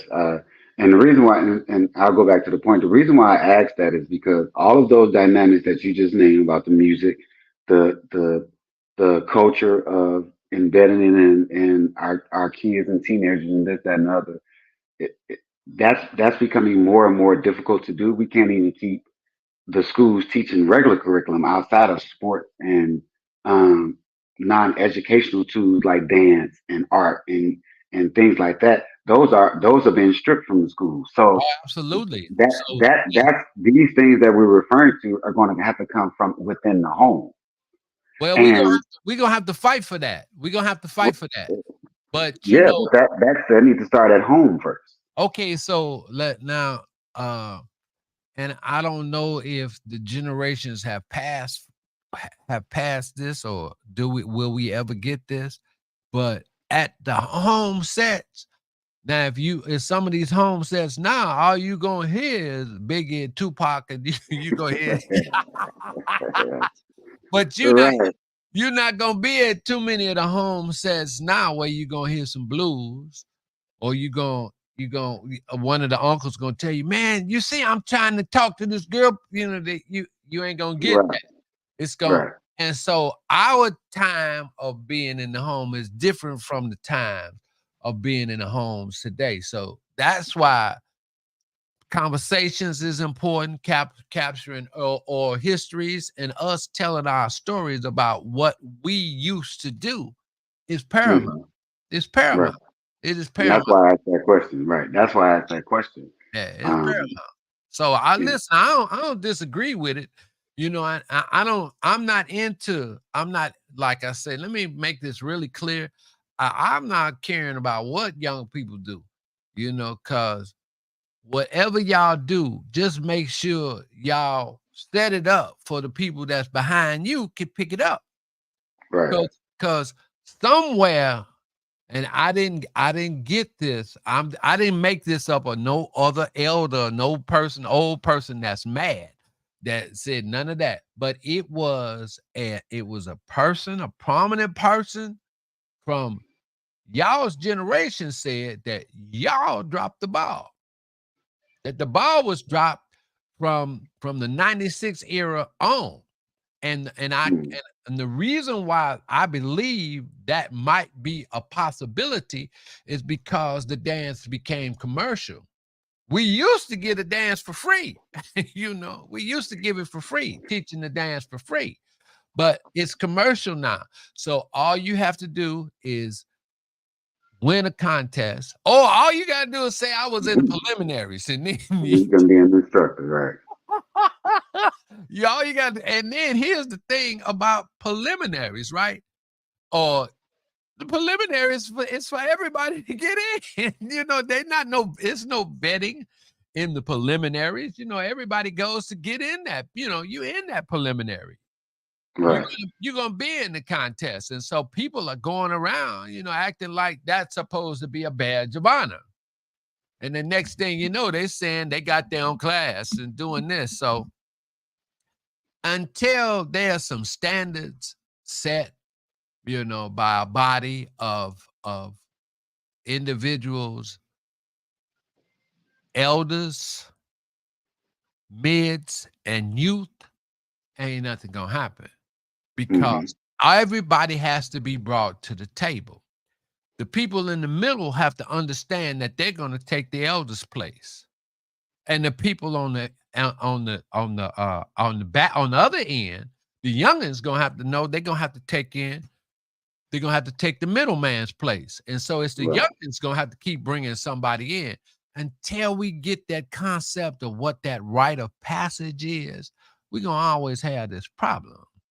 We Right. have this problem. So it's things that we've been doing that we just forgot. I had a good, nice question from wise cat. Let's see. Somebody had a nice good one. Let me get it. Let's see. What is this? Let's see what she says. Is it safe to say that calling the dance the game causes people to play with it as such? string string people along for $20 a class. Have you in class for years and you still stay stagnant. After all of that, they talk about you for counting or still being basic. We really put a lot of time and money in learning and being humble. I could go on and on, but I'll leave it there. And you say to this unique, Okay, so that's again, that's two folds, right? Because when unless you were a child when you came into this, the part of the responsibility is on your shoulders.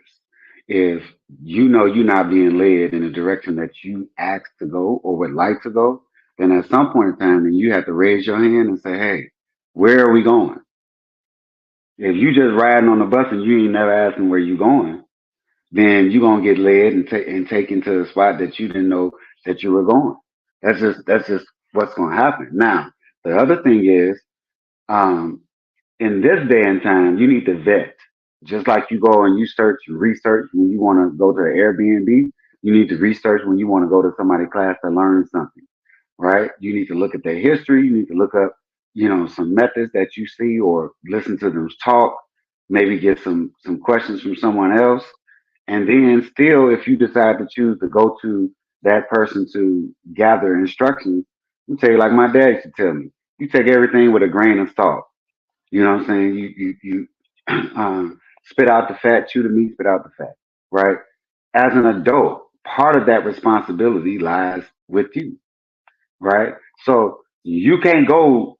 Well, I'm gonna speak for myself. I can't go to your class, and I've been doing the same thing for 2 years, and then I'm gonna say it's mostly on you. No, I'm a functioning adult, and I have to take some of that responsibility. After so long, it's on me. And then here's the other caveat to that, right? You can't just make statements and questions like this without adding the context. Because I can go to somebody's class for 2 years and say, hey, they mad at me for I'm still counting this, that, and the other. But did you say that you didn't come to class every week when you had a baby? So you was gone for 6 months. Your job schedule changed, so you was coming on Tuesdays and Saturdays. Now you only coming one Saturday out of the month for the last 6 months, and then yet you trying to hold the instructor accountable for all the absences that you had. We can't do that. There's always additional context, but just to be specifically clear, with that person in that question, some of that responsibility has to fall on you, right? And you need to vet these people just like you would if you was going and you was trying to spend your money on a particular product or service. You're gonna go look at the reviews. You're gonna ask the question. And still when you bad, you're gonna test it out. If it ain't what you want, either you know you ain't gonna buy it again or you're gonna return it. Start treating these people as such. Yes. All right. So please put up those questions and what do you have any statement that you're making. We doing good, Maurice. We ain't even fighting or nothing, man. That was gonna happen. Yeah, yeah, ain't even no controversy or nothing, man. Mm-mm. We just talking. We just have Yeah, we having a that's gonna discussion. happen. That's a beautiful thing. Next week is gonna be DJ Vell. DJ Vale, I had him down here for my event, Fade to Black. That's my man there. And so we gonna talk about your event. We're gonna talk about you and you moving forward, what you're doing. So we're gonna get a chance to get into that. But yeah, I mean, the DJs that I hold at the top of my list now are Vale and Calvin, you know. Yeah, And I love Calvin. you know, That's my man.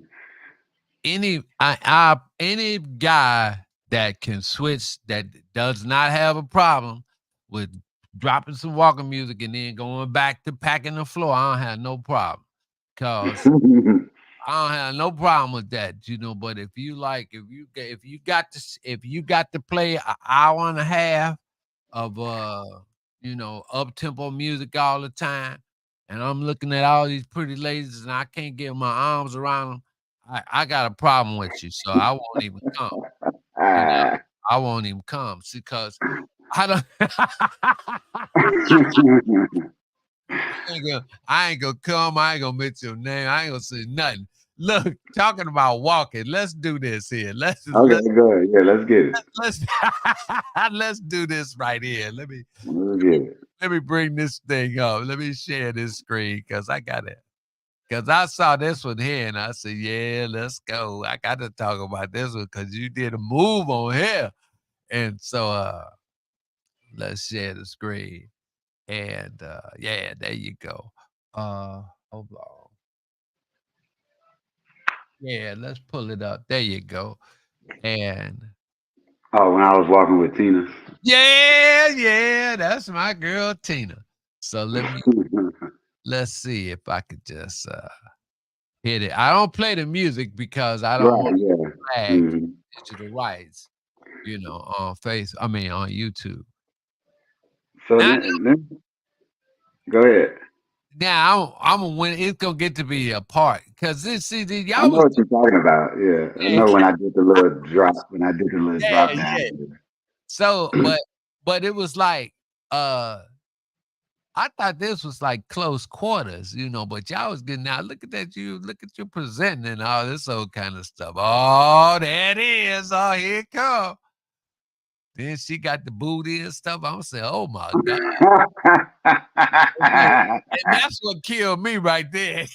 They that got me, boy. But That's funny. but When I that's see that, yeah. yeah, she got the booty and stuff and all that kind of stuff. I said, "Oh, look at this here." But, that's com that's competition dancing, ain't it? Right, that's what that is. Right. Yeah. So What's I, the you difference? know, I'm gonna be honest. When I look at that, right? So, when for me, competition is different from what you would do in the regular environment, Thank right? you. Thank you. And some people have to understand that there's in competition there's a level of exaggeration that needs to happen in order for you to do it, but you can still keep some base ground, in what you're doing and the originality of it, right? Yes, yes. When you look at that video, and then if you look at the video from this is 2023 from 2021 when I danced when I walked with Shani, right? Yeah, Um, I can bring that one up. Go ahead. Keep talking. um, when you look at the difference, right? So this is what I've learned, and I'm actually utilize you in this aspect, right? Go ahead, go ahead. So so when we talking about where the dance is going, and we don't hear enough walking music, right? So Right. we're trying to bridge the gap between the elders and the young folks, and we're trying to be able to coexist sometimes in the same space, right?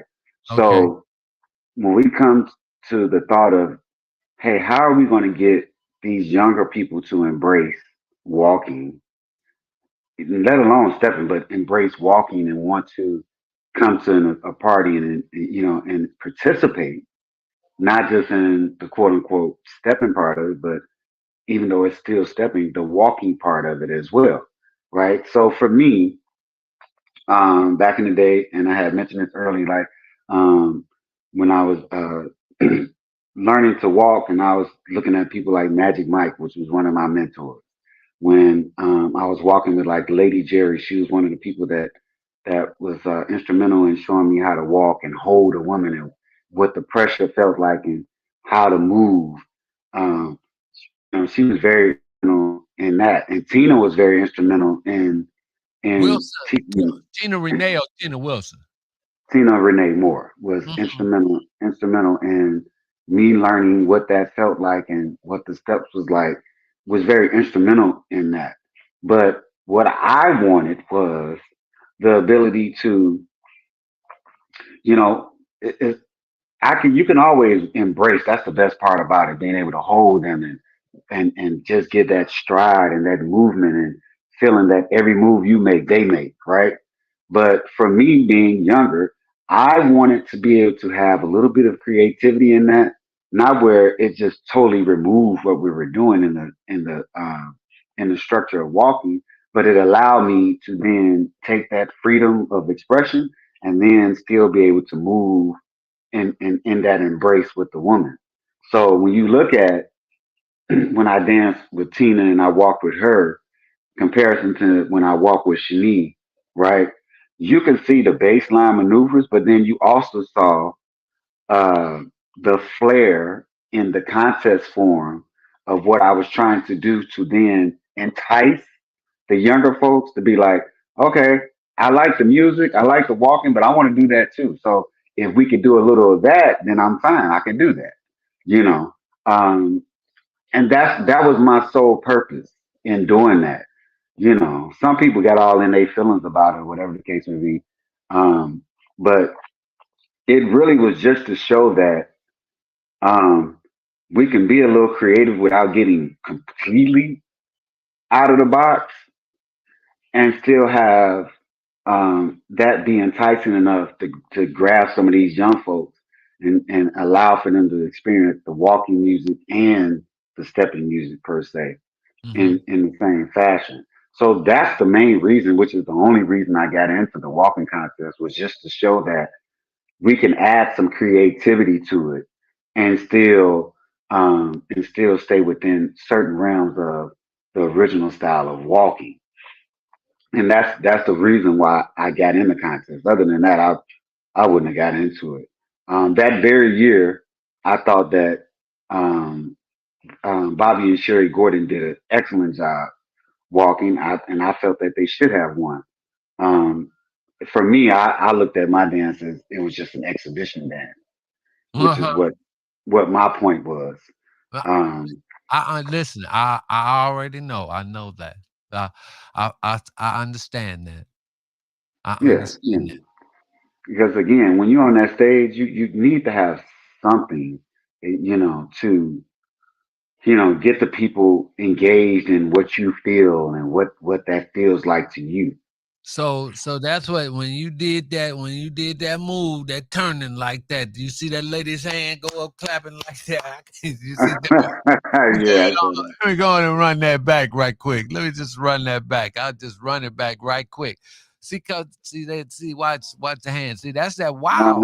Uh-huh. Right. That's a wow.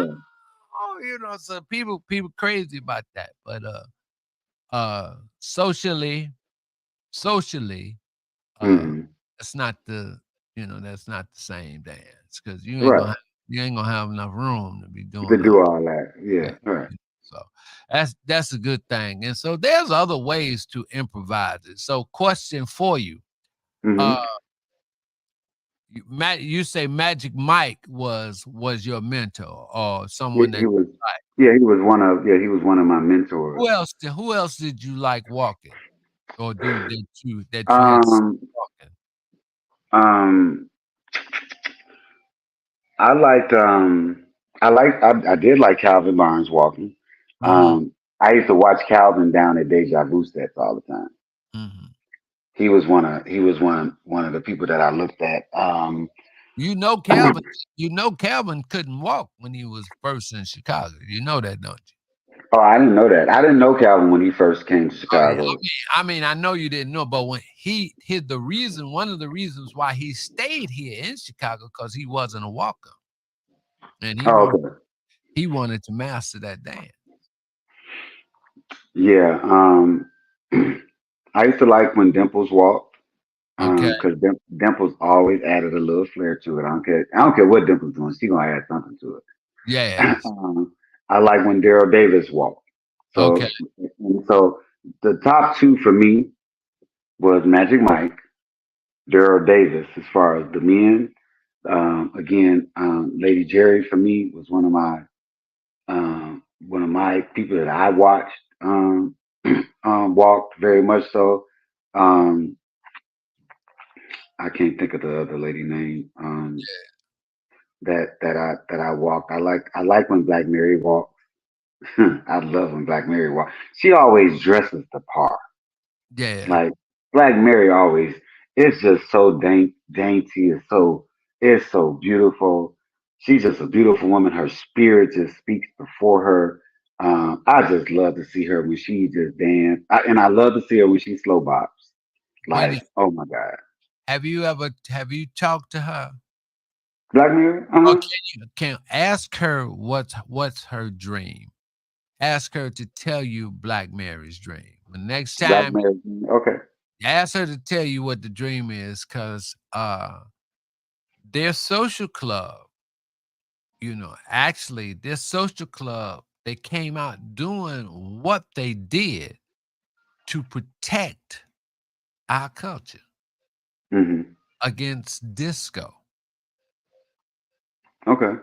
They did that to preserve our music, our style of dance, and the way our DJs played the music. That's Okay. what their social club was about. And you could tell.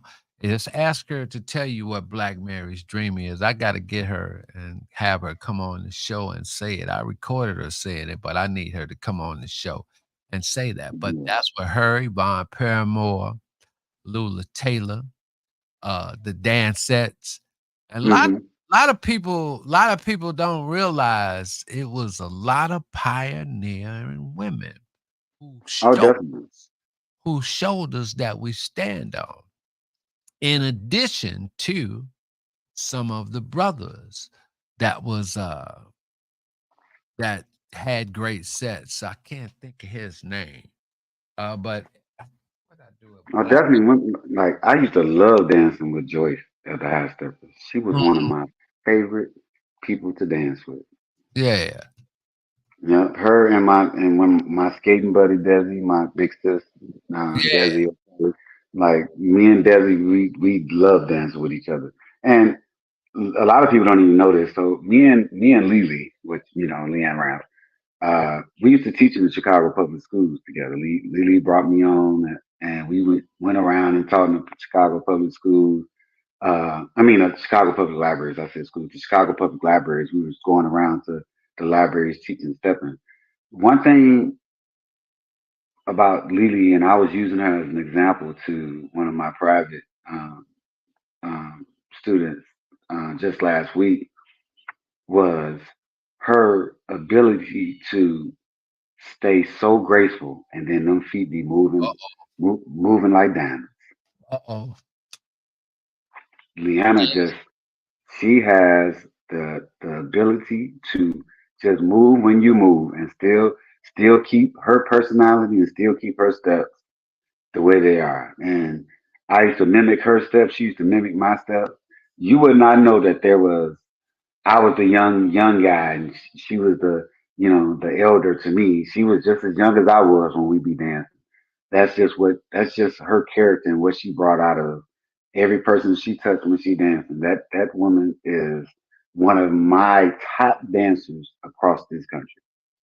Yeah, so one thing that I'm really appreciative of is the respect that you have shown for elders. Even though that in your experiences, some elders have given you maybe you want to frown up and stuff like that. But you just recently at your group function, Fade to Hmm. Black at your event, you honored one of my boys. Yeah, Claudia. Yeah,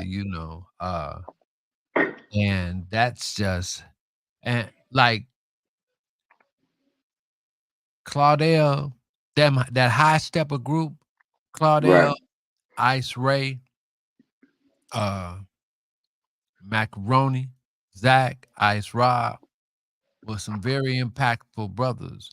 And people don't know the legions of dancers that Claudel put his hands on and Hmm. emulated some of the things that he did. And he not no contest winner, but he's one of the greatest that the greats refer to right Right. off the bat. Because when we was in high school, I called him the innovator. And he learned his stuff from I met Claudel in the alley in 1970. We was playing Mm. basketball. But the thing I loved about his dance, or the thing I loved about what he does when he dances, is that if it's none but four people on the floor, he he makes the best use of the space that he has. And then if 300 people come on the floor, It's the he same have thing. and he have to compact his space. Cardell can do everything that he wants to do. I In that space. Ooh, man, I try to tell I people say, that so I, much. you know, I Yeah. I look at this dude and I just say, I put my hands on my head. I said, this boy is just out. He can any kind of way you want to turn, he can handle it, and he never bumps. The And next person, poses. Yeah. right. And you talk about maintaining a lane structure. Right. So that's what he does. So a lot of times now with the way these dances is, I'm just telling you, uh, when I was younger, right, and in order for me to get my rite of passage, man, I was wild, man. I would shoot on. I'd get on that dance floor, man, and I went into showtime every time. Hmm. Until Calvin Bonds told me when we was in the El Matador. Calvin Barnes said, "Come here, boy." And like a dummy, I went over there to him. I said, "Yes, sir." He hollered at me and said, "Man, Reggie, everybody in here know you can dance." He say, "Why you doing all that? Why you doing all that? You might kick somebody." You know? Right. And so when I see a lot of cats and they in the kind of movements that they want to be, I'll give all the younger cats the right of way. Cause I be wanting to pull in. I don't want to get kicked in my leg or hit my ankle hit or nothing like that, or no woman with them pumps on stepping on me because the cats is doing their thing. They feeling who they want to feel. You can say So it right. They're doing too much. You can say yeah. it. Okay, so I just go ahead on and go to the other side. I look at certain cats, and one thing in the new iteration that really bothers me is that don't nobody know how to come on the dance floor and find their spot now. They just want to dance They all just jump right on in.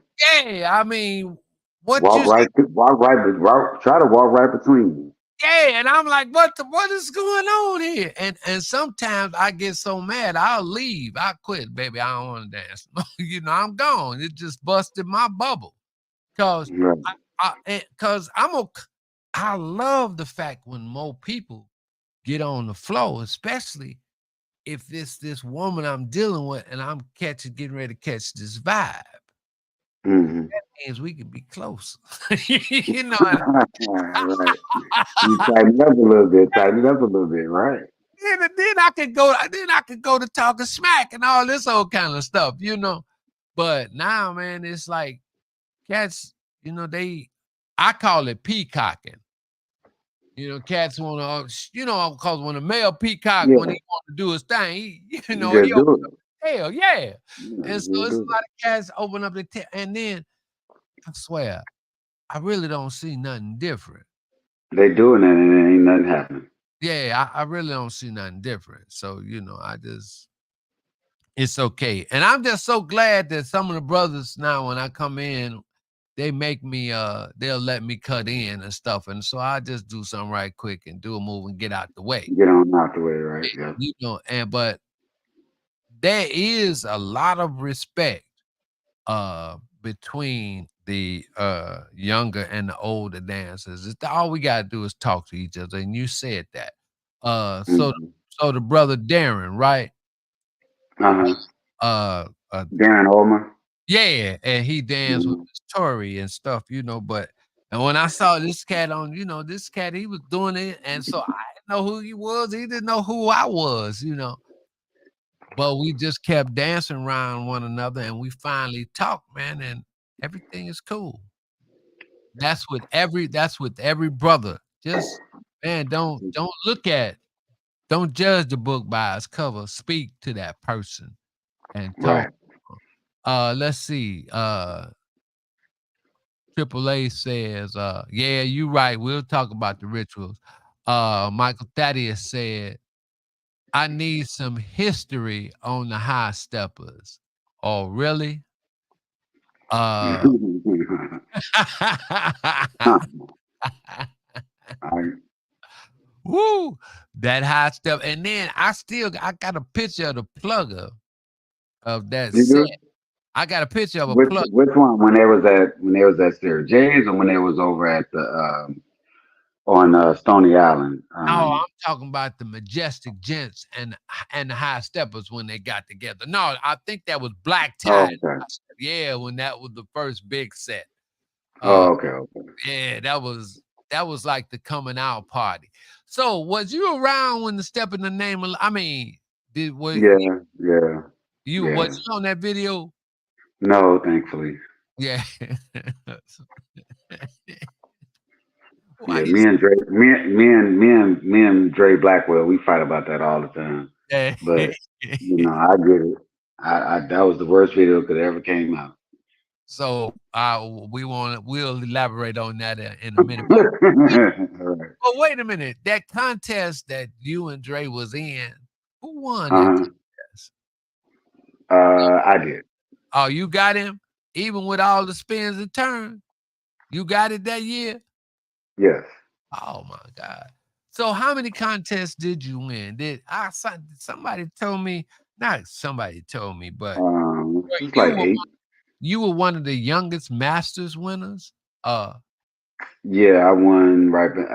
The Greg won first. Him and um, Cynthia. Yeah. Thanks. They were the first ones to win, and then I won it in 2000, I think it was. Yeah. Okay. Right. Yeah. But the total was like 8. I don't count the little other contests like the contest they had at Navy Pier. I don't count that. I don't count that one that nobody got paid on. I don't count that one. They had a I don't contest where nobody got count- paid on it? Yeah, no, we said we're not gonna do the Okay. controversial All stuff. right. All Right. right. All right. So what do you Right. think what do you think of the contest today? Um, I mean, I'm gonna be honest. I think based off of the community, I think Pete doing a hell of a job to keep this contest going. With listen, everybody gonna always have something negative to say, but I they mean, can't never get no that's every solution. year. That's every Yeah, year. they can't never get no solutions to make Yeah, it better. right. That's every year. It's You know, and you from the can't, and first one. somebody got to lose. We all are winners as individuals, but Mm, when it comes to who gonna hold the trophy, somebody has to be the winner. absolutely. Absolutely. So and again, that goes back to what I said earlier. If we did it off of crowd participation, the wrong people would be chosen every time.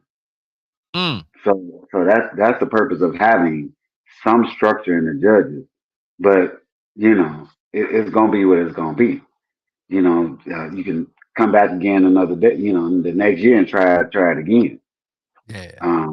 But I I never. And I'm be honest. Like I've always said this when I've shared my story of the world's largest from my participation. Right. Um, when you get up there, there has to be something else within you to make you perform at another level. And it takes a lot for you to just get up there, but then it takes another part of you that has to come out on that stage. Not everybody is going to have that, but of course, you are a winner for getting up there because some people can't do it. But again, somebody has to win, in that aspect. But in my contest days, I never felt like I was competing against anybody. All right, I hear I, that. I looked at it as, let me see if I can do something different than I did the prior year. That was my goal. Like, all right, Reese, we on contest number 6. Okay, what can you do differently, right? Um, I used to tell this is something I did when I got on the floor. You can ask Tina, all my partners. We got on the floor. I would grab them. I did. I'm gonna call it. I'm gonna start calling it the Reggie Miles embrace. I pulled them in. I embraced them, and I would always say, "Take a deep breath. I got it from here." I would always say that. Take a deep breath. I got it from here. That was my thing that I always did because the time that song dropped, I was one with the music. It did, and that's why I never looked at it as competing against somebody else because people, how people be like, man, you ain't hear us calling your name. I couldn't hear nothing you was talking about. I couldn't see you. I couldn't hear you. I'm not talking to you while I'm on the dance floor. I am one with the music. So when people usually talking about, yeah, who you competing against? I'm competing against myself because Absolutely. I'm trying to see if there's going to be something that I can come with in my creativity to make me outdo what I did the year before. Absolutely. There's no shade to nobody else. There's no disrespect to nobody else. I was not in competition with none of you. I was in competition with myself. And when you Absolutely. believe in yourself and the hard work you put in, you can walk up on the stage and have that same feeling. And then be able to walk off the stage and know you gave your best, win, lose, or draw, instead of being all in your feelings and thinking that it was somebody else's fault, the reason why you didn't win. That's not how that goes. Yeah. You know that I I applaud you. Peter's doing a heck of a job. Continue to uh to do it.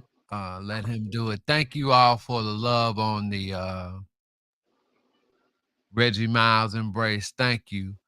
Question for Reese. In your opinion, why are there so many women in the dance today and not enough men compared to the 90s? Oh, I just talked about that. Um, you gotta look at it like this. Women look at the dance as a multiple of things. Most men look at the dance for one or two things. And a man gonna come in and see, oh, there's some women here. Oh, I'm gonna do this, or I can get some notoriety, or I'm gonna do this. Very few men look at it as, man, this is something I can do and I can share and I can keep it and I continue it. You might not get to that point until later on down the line after you've been doing it a while.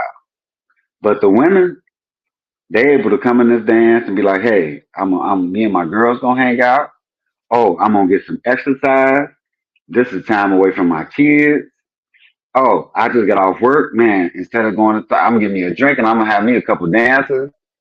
Man, I can get out the house for a minute and get away from my husband. Or they have so many multiple ways of looking at it. And you got other thing you got to think of is a lot of women go out in groups. Men, we don't travel like that. We have one or two guys we may roll with, or we by ourselves. So when we get involved in these type of things, you know, the women coming in groups, we coming in pairs of one or two, or by ourselves. So, and most men don't do like the women do. The women go tell all their girlfriends, girl, come on, we're going to go to this class. The men be like, I ain't telling, man, listen, I got six to choose from. I'm going to see who I can get first before I tell any of my guys to come through here. That's just how men innately think. Now, it ain't necessarily right, but like you said earlier, that's the game. You know what I'm saying? That's a hundred. That's the game. And that's why it's always going to be more women than men. Outside of the natural fact that, of course, there's always going to be inherently more women than men on this I, earth. I You don't even know. I don't even see why sisters even worry about that. Be I mean, that's like I don't even know why you even bring that up. So what you need to do, every girl got somebody hitting on them. You better make that a requirement. If he trying to get somewhere near you, better tell him to come learn how to dance. you know, Right. shoot, up your game. Cause tell the cat if you want to tell him come out and step, he might have a chance. Do something like that. Right. Have Right. make up give you. For me, women have always been the incentive to come out and Yeah. get to the wood. I don't need nothing else but to know. Oh, baby, she gonna be there. Shoot, look, I'm gone. Right. I'm coming, man. And what made me become a better dancer is that this one woman that was prominent on set, she turned me down. She looked me up and down like I was a young pup. She looked me up and down, boy, you ain't qualified to dance with me. Did I get mad and get in my feelings? Hell yeah. I I Beverly did me like that at High Steppers. yeah, I was mad, man. And so the first thing I went to do, and I got lucky because my dance partner and her birthday is today. Happy birthday, Janice. She saw that and she said, I'll dance with you.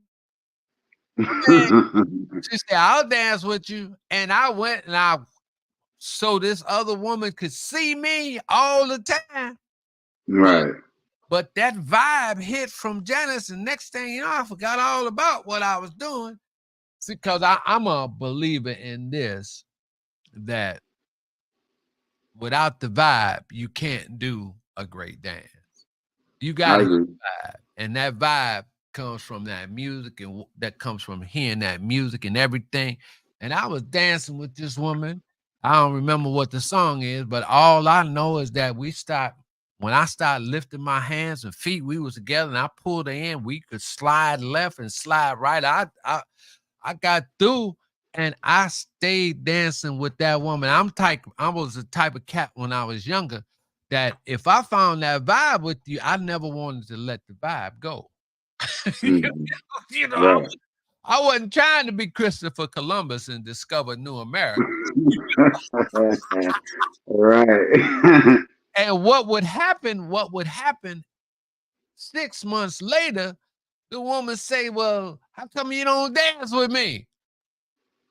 Really? Yeah. Right. That's not. That's what you should have told us. Really? Man, I walked away. Cause then it got to the point. Oh yeah, well, that's all he do. He done got stuck up. He just danced with her, and I used to do like that.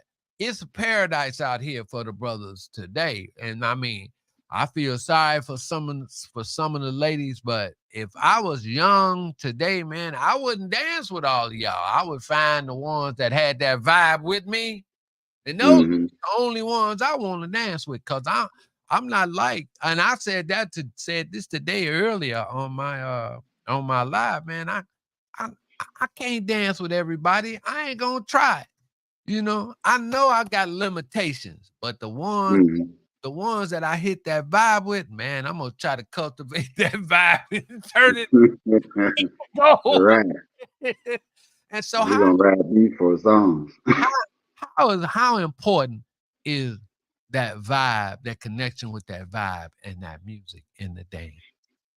Well, I'm gonna tell you, like, so I get this question often. So, like, when you look at, there was a period of time from like 2001 to about 2005 where I just kind of was off the scene, and I came to like the contest here and there, but I didn't come out dancing too often, right?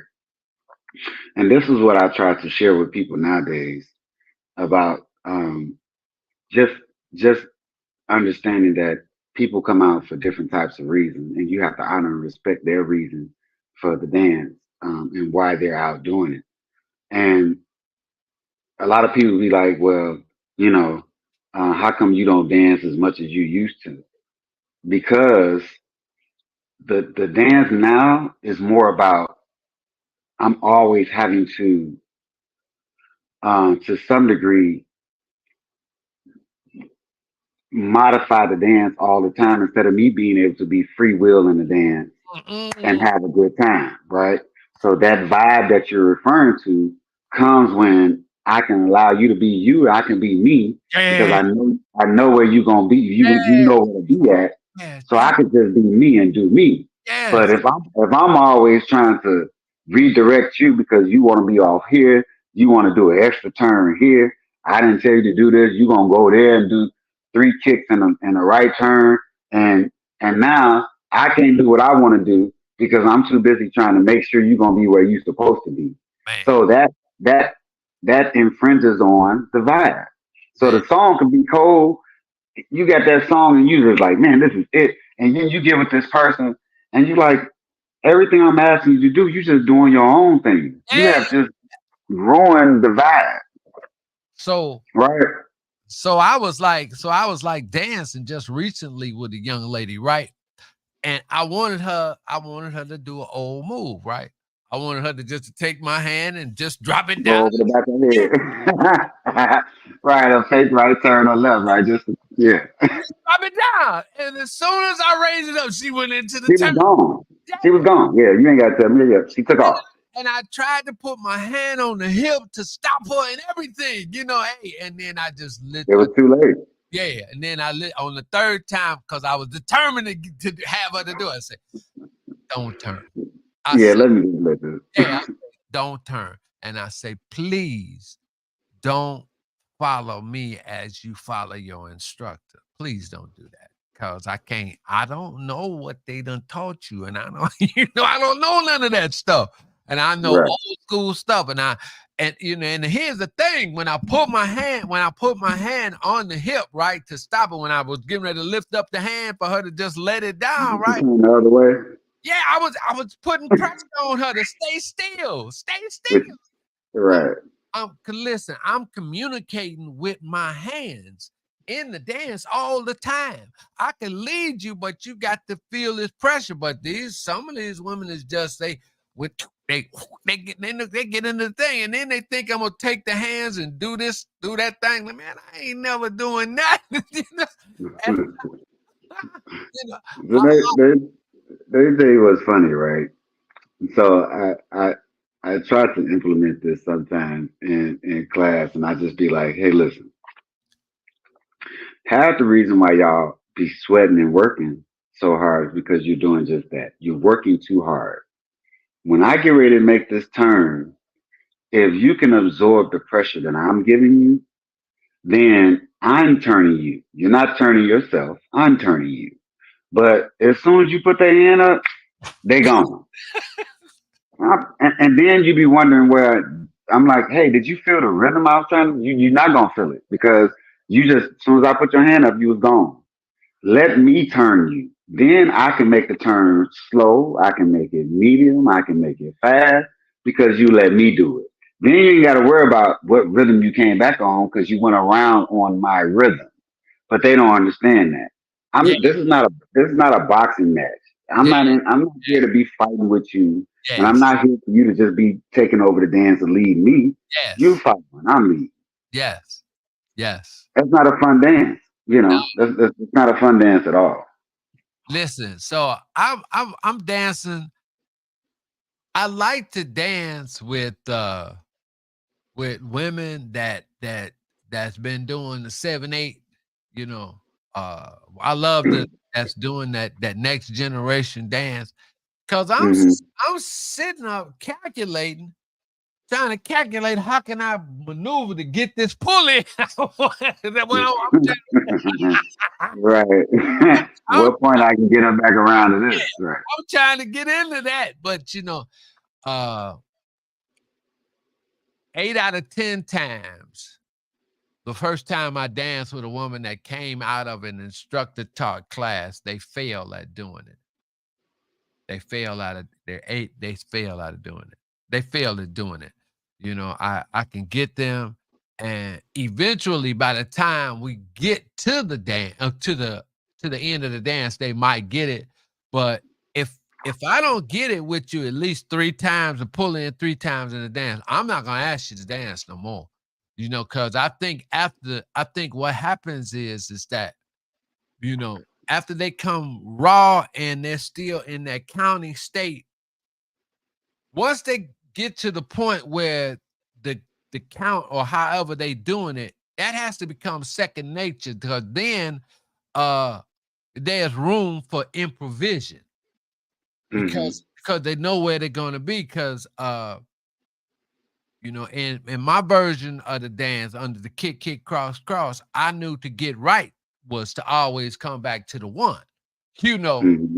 And so I, Hmm. I I knew that, and in the new iteration, you don't want them to do that because if you go back to the one, you're gonna be in a turn, So no, don't do that.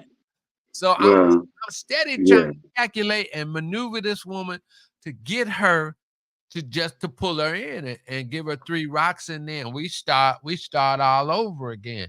And that's been hard. And if I fail at doing that with a sister, I ain't gonna dance with you no more. And Yeah. I won't dance. I'll wait till you get seasoned, and then I'll try to come because I believe very strongly that after you get your basics, you're supposed to allow those basics to manifest to whereas you can get to the point where you can start exhibiting, Improvising. yeah, and Mhm. exhibiting and pushing forward your own creativity. Exactly. I'm praying for that. So, but I'm not the type person that looks at a person that says, well, you just start learning how to dance. I ain't gonna dance with you. I'm gonna try to dance with you because I'm always, Right, I curious. yeah. Yeah, you're curious. You want to know, man, I wonder if I could get her to do this. So let me see. She Somebody said, just asked the question. yeah, Reggie, you are the only guy I feel comfortable with the pull in. Now, if a guy pulls me in close, am I for some reason that helps me. How do you get comfortable with the pull in? Reese, you might could deal with that. Uh So the the pulling, you gotta start looking at the pulling as a little bit different, right? And a few things for women. When you feel a guy getting ready to pull you in close, you want to make sure that you either turning your head up or away from their face and more over towards their shoulder, so that way you don't feel uncomfortable. The other thing is you're looking for the movement to happen from the waist. A lot of times the pull in don't work because y'all holding on like you driving a truck. Y'all got your arms so tight when he go to pull you in, you, you're fighting against the motion of what it should be, right? The pull in is supposed to be gentle and soft, and it's supposed to be lower body down, not you holding on and you tight up here. He trying to pull you in for an embrace. That should be sensual to a certain degree, but it's supposed to be soft in that grasp. Nothing up here should be tight and tense. You know what I mean? The movement at that point, once you guys are together, gonna stem from the waist and the thigh motion down. So that tenseness that you're feeling is you being unsure, but you have to be relaxed in order for you to complete just your regular basic moves, let alone being pulled in for that type of emotion. So on the pull in down, anytime I bring a woman in, I give the illusion that I'm full body front with the woman, but I'm Hmm. always on an angle. Because I'm always going to keep space between Right. the lower parts of my body because I never want a woman to feel like in my pull in that I'm going to violate her space. Now Right. there are some sisters that know how to some sisters know how to arch or whatever, and they know how to when I come in, they know how to lean towards me and we make this right. That comes that comes with time and Yes. repetition Yeah. on the You. execution. You're not gonna get that right off. It's only a few women that know what that is outside of that. And Yeah, when you get those women and you ain't never got to do that, you want to walk with them often. all the time. Yes, sir. You know what that feels Sir. like. Yes, sir. Yes, sir. And it's a lot of times that with that pull in for me, it's just actually I'm just resting because sometimes Hmm. I just stop. A lot of people, and maybe you can help me out with this, Reese, because a lot of times I talk to people and I say music is a combination of sounds and silence. Hmm. To me, a great dance is a repetition of or a combination of movement and pauses.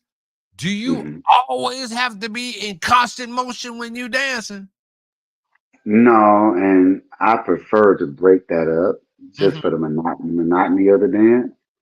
Um, I'm always gonna break it up with some pauses because I just like the ability to kind of hold. Now, going back to what I used to tell people in competitive mode is, hey, sometimes you want to bring her in to get a little rest, take a deep breath or two, then come back on out. That's your rest period. Where most people are thinking that you just doing the move. Hey, take your rest for a second and get on back out there. Take a deep breath. You feel her getting tight and tense.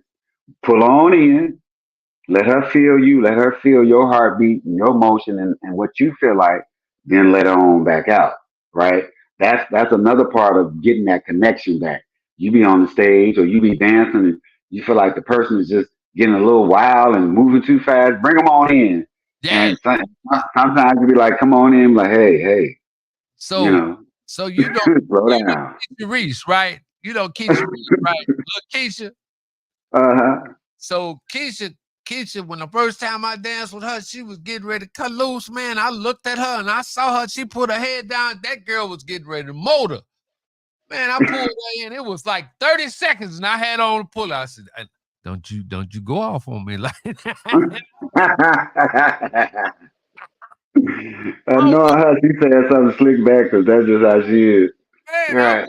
whispered in her ear right away because I saw Keisha and Keisha can go. He can go. I said, girl, I'm not gonna be able to keep up with you like this. Snoopy King. Listen, one thing for certain, whatever I say, it is definitely not for everyone.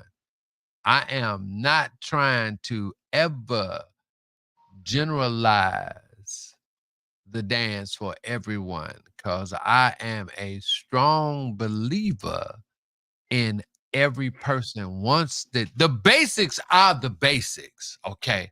That go across the board. But after you get those basics, you need to become you in the dance.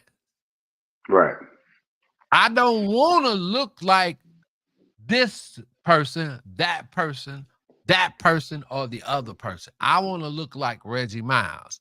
And I recommend that anybody dancing, that once you get that foundation, that solid foundation in your dance, you become who you are. Let Well, go whoever taught you. Let go of them, and then it goes into the vibe.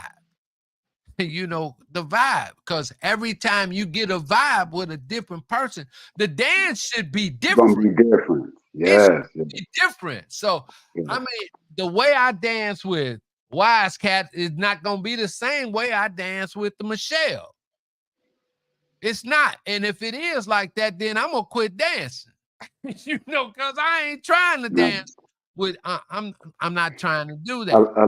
a lot of the interpretation, though. Sorry to cut you off. Go ahead. Um, a, Go ahead. a lot of the interpretation of that um, goes back to what I said previous about you should be getting something from a little bit of here, a little bit of there, right? But a lot of these, and I'm gonna say it again, a lot of these instructors, they're putting such an imprint, they're not allowing for the person to develop their own characteristics. They Right. want you can't show them all the moves that you do, because then that's gonna be you and them, Right. right? You can't give them all your moves. Give them a little bit or a variation of here and there, but let them start to figure out what that's like on their own, Yes. right? When, Yes. you teach them some of this, and then say, "Hey, listen, give me what your variation. What are you listening to? Yes. Give me some Yes. of what you listening to, and Yes. then let me say, okay, all right, well, hey, let's just do this, and then we can get to this point. But you can't just give them everything that you got because they're gonna look like you.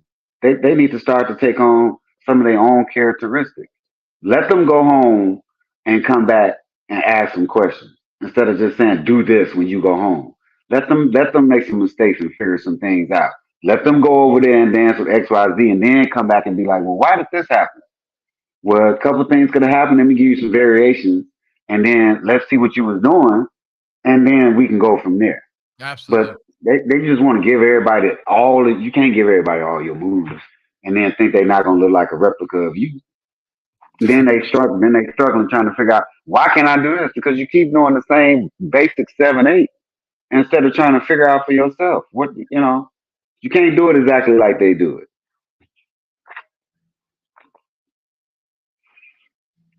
Yes. I need So, I need a history lesson too because I need to figure out in which in what did it come from? Ballet? Did it come from? Where did it come from that we started the 7/8? Right? That to I don't teach 7/8, so I'm just curious because it doesn't make sense, I and and I just want to know who came up with this 7/8 to start off, because in my brain it just don't make sense that I'm gonna start off down the number line and then come back to 1 2. That don't make sense to me. It listen. never made sense to me to start off on 7/8, then go 1 2 3 4. Like There's we there's a teaching 50-year video. old people.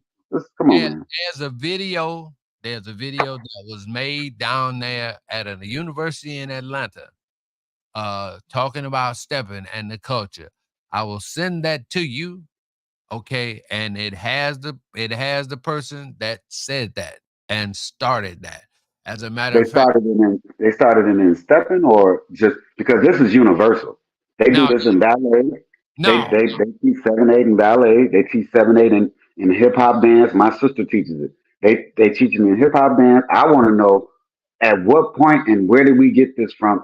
In not it, they don't have to necessarily just be stepping because I okay, don't good. think it's All right. you know what I'm saying. I'm saying Yeah, that I got you now. it came from somewhere I that got we because they do it in all forms of dancing. Like even in salsa, bachata, where is this 7/8 coming from? Like, how did y'all skip past 1/2 and start at 7/8, only to then turn around and go back to 1/2? That does not make any logical sense to me. And Well, then you got to think you're not dealing with young people, you're dealing with older people normally. So you gonna wait till you done learn how to do math all these years, starting off with one, and not. And when I get 40 years old, I'm gonna turn my numbers around and start going 7/8. That don't make sense. okay, well, all swing dances are 6 steps, right? Okay, so why we gonna start on? But And, and again, I guess 7/8 has been 7/8 has been the start off point, right? It's six numbers and 8 steps or something like that. But I have a colleague, Dr. Katrina Howland Hazard Dawson, and she wrote this book called I think it's Jukin. I got it in my bag, but she wrote this book. And just as soon as I get finished reading it, she goes really deep into how a lot of things were started as far as, the dance cultures were concerned here in the States among us. mm, Because Black people are rich in the way they really started these dances. And it's like really nothing new under the sun. And one of the things culturally that a lot of that's been overlooked because of the money that's been involved in the dance is actually why do we dance? Uh, mm, one of the reasons why we did dance, not only for entertainment and stuff, but that was the only time we had our own self-expression to be free. Being an oppressed people with our oppressor's foot on our neck for 5, 6 days a week. We had one day in the juke joint. Sometimes it was in people's garages, where we could get together, and we came together to merely just fall on each other, mm-hmm. bear each other's uh frustration. Hardship. Yeah, Mm-hmm. yeah, you understand. And Yeah. a lot of times because of that's been forgotten. Cause when disco and house came, it brought with it a lot of baggage that got us away from the reason why we danced. Mm, And so some of those things that we have to get back to why we dance. Why do we dance? And right. but for now, we dance for various reasons. Like everybody hollers about somebody trying to show off. It's for the contest. It's for this and this that and this that and the other. But it's been so many reasons, and I'm cool with that. I'm cool with all of those things. But Right. we need to focus on why. The root. The root. One of my African students from Ghana, he said he always told me, and I've never forgotten this. And I gotta call him up. He said, once you know your roots, he say it is the roots that will set you free, or that will bring freedom to you. So Mm, he's from Ghana, very shy brother. Let's see. Snoopy King says, "This is Rats Real Talk. Trust me, I push my students to be creative and become their own, and I can't and no one can teach you to be sexy. It's either you or it's not. I'm not 7A either. I'm 6 count all day. Oh, there we go. Uh, Ooh. mm, One of my first other interviews, I was speaking with one of the young ladies, and it was an argument that was going on among the instructors because everybody was trying to get these students and the women on the side, and they were talking about it was 6 count sex and 8 count sex. I said, I say, oh, so where was the culture at being taught with that? So it's really crazy. Some of the things that people really wanna talk about this dance, but this dance is really about us just coming together and being a great people. Tell us about what you got planned for Fade to Black for 2024. And tell us about the organization, why you started it, and all that kind of stuff. So um, in 2006, I started World Steppers Inc. When I moved here to Atlanta, me and my best friend Joel, um, I saw a need in the community to push the dance forward. So um, I came up with World Steppers Inc. And we started you know teaching and having events so that we could come together and just have a great time in a space that was needed, right? And my vision was just to bring the community together and keep pushing the love for stepping forward, right? Um, my logo used to be Step into a New World, right? I just recently changed the logo, which is what I have on now, the World Steppers Inc. logo, which is what I have on now, Mhm. to Stand family, up, let us see family. it. Stand up, stand up, let us see it. All right. And I changed it to family, culture, and stepping. Okay. And the reason why I changed it to that is because I wanted to change the vision to incorporate more of the era that we're in now, and I wanted it to be more about family and the culture before the stepping. The stepping is just an expression of our family and our culture.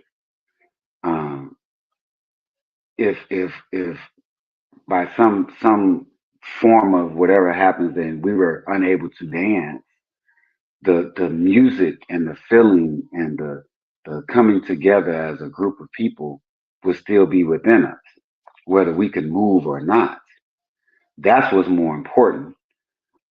We come together because we can do it, but us coming together is more important. And I wanted to just keep pushing that because I love the dance. It's a natural talent for me to do what I do. God has given me this talent, and not only have He given it to me to dance, He's given it to me to um, profess it. He's given it to me to express it, and I am grateful for the ability to do that. So I just want to share it to as many people as I can. I tell people this all the time. I feel like stepping should be the number one dance in the country, period. That's what I feel about it. That's how I've always felt about it. I don't think there's no other expression of dance for me that I would rather do and rather see more so than stepping. So I just want to expose it to as many people as possible. And I brought this group together to continue in that vision. And together we can just keep sharing it and expressing it and loving it the way we do. And Fade to Black is just is just an event that allows us to express that very feeling to the people that we like to be around and to the family and to the culture. That's why on this past event in October, I gave Claudel the Mentorship Award. He actually has an award now. Give that out every year. It's the Guiding Light Award, courtesy of Claudel Jackson. So it'll be in his name for the next person that is to receive that award. Um, and I found that to be very important because he inspired me, and I'm hoping that I can be that same inspiration to somebody else Absolutely. after me. Absolutely. Um, and Fade to Black, I came up with that name because I just felt like we were getting away from our black culture and heritage, and I felt like, hey, we're gonna always be black. We're gonna always fade to black. I don't care what's going on in our lives. We're gonna fade back to our roots, like you say, and our culture, which is black. And that's why I named it Fade to Black for the event. It'll be October 17th through the 20th this year in Atlanta. Again at the 12 Hotel in Atlantic Station. We are looking to do and continue just to move forward and push the envelope and bring new things to the community as usual. I'm loving it. I'm enjoying it. I appreciate all the people that came and supported me. The Chicago people for my 50th, that was my 50th that just passed. Happy When I birthday. tell you, appreciate you. When I tell you they came out and they supported, they were there for me. All my, like you say, the elders. I had so many elders that came down that were my stepping moms and my mentors and uncle. Stephen Smith's, we call him old Smitty. Smitty was here, and Claudel, and those are the people that meant a lot. Trey Nicole, Mama Belinda Jones, Patricia, Pat, Mary. All these instrumental people that were there for me when I was dancing, and that I created a bond with for the respect that I had for them before me. Those are the people that came and showed support and love for the character that they saw in me. And I just will be that for the people that are coming behind me. And I want to express that for the people that know nothing of stepping so that they can see that we have something within our culture that we can share amongst one another and enjoy together.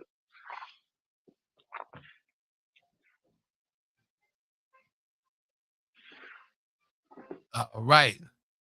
So I'm just running down these comments, and I want to thank Mhm. everybody. Woo! They talking about the vegan food was delicious that you had down there. They're funny. Yeah. All right. Yes, sir, Lawrence. You and Letha have definitely inspired many across the city and the event of Lynn John the Hey, city. Lynn John. What's happening, Lynn John? It's beautiful. Lynn, Keith Hubbard, Letha, Rose Kelly, Snoopy, Wise Cat. Wise Cat, I'm gonna dance with you again. Uh Michelle, everybody that checked in, thank you all so much. Next week will be a conversation with DJ Bell. Bell, DJ Bell. Man, I honor you. I appreciate you. Thank you for the history of you. Now I know. And I'm just like excited. Oh, but wait a minute though. Tell us again. Tell me again the list of folks you came through for you jumped out up here on the scene on your own. Your parents and family. Yeah. Yeah. Um, um, definitely, my twin grandmother and my auntie, they were, instrumental in me seeing that bopping in its original form. Mm-hmm. Um, but coming into the dance, again, like my people, my mentors that I truly looked up to were people like, again, Claudel, Ice Ray, Ice Rob, George Macaroni, Magic Mike, Calvin Barnes. Um, the women were Leanna, Joyce, Desi O'Kelly, um, Tina Moore, um, Lady Jerry, Black Mary, um, Cheryl Jackson, Good Time Production, Cheryl Jackson. Just a lot of people. I can go on and on for naming, but those were some very instrumental people in me learning this dance. I just wanted to say that, and I just want you to say that again, so everything is cool. I honor you for sharing your story and enlightening me on the philosophies and the movement of the generation that's twice behind me. So I Right. applaud that, man. I'm cool. I'm really good with that now, cause now as Maya Angelou says, when you know better, You do better. you do better. So I'm all about this history. You history now, player. Right. Right. The same as us, right? You history now, cause this is in the conversation archives. You've been digitized. Right. And And so I have two series already that I'm doing. I'm gonna start again. I have a program on YouTube under Reese Turner. It's called The Details. I have hard conversations and give a lot of details about the things that we grow from, the things that we go through in the community. So starting in January, I'll be back on YouTube with the details, just trying to help those that are coming into the dance understand the culture and understand what they're coming into. So that way they have an idea of what we're about. How much has the culture changed from the time you were in it to today? Or what did you see as the changes in the culture? I think the culture has changed quite a bit. And the reason why I say that is because the first thing that you can go to is um, the level of engagement and fun that you have at an event, right? It's more of a show and go now, more of it. Before we were just trying to be better. We were just trying to, you always want to show your stuff a little bit, but it was not in malice or in bad intent. It was just, you just wanted people to see you, know that, hey, I want to be able to dance with who I want to be able to dance with. So you tried to show that off so that you can get more dancers and be around the people that were better than you. Whereas in this day and age, I believe that a lot of it is just for accolades and just for Mm. press release and just to be seen and not, just to be seen. It's a lot of that. Now, I'm not saying that's everybody, but there is quite a bit of that. Instead of understanding that if you work on your craft and you want to be good at this, you gonna be that light. They gonna see you, because you being who you are authentically. If you Yeah, trying to be somebody else, it's gonna take them a longer time to see who you are because you presented someone else first. yeah. So that's how I look at Well, man, I appreciate it. I'm glad this is the last week of school for me. And it. Right. good, man. Uh, got things to do. I want to wish you and your family, your crew, Wells Steppers Inc. I want to wish all of y'all happy Thanksgiving. I appreciate you, my brother, and definitely, I want you to be blessed and have much God's favor upon you. Oh man, hallelujah. We'll do that, man. I just got a text talking about I got to work, man. I got to work Thursday and Sunday.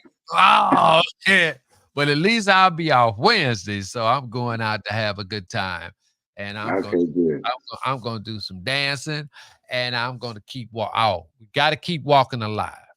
Got to keep walking alive. Gotta keep walking alive. It's like for me, you can't have one without the other. That's like you can't have a relationship with just one person.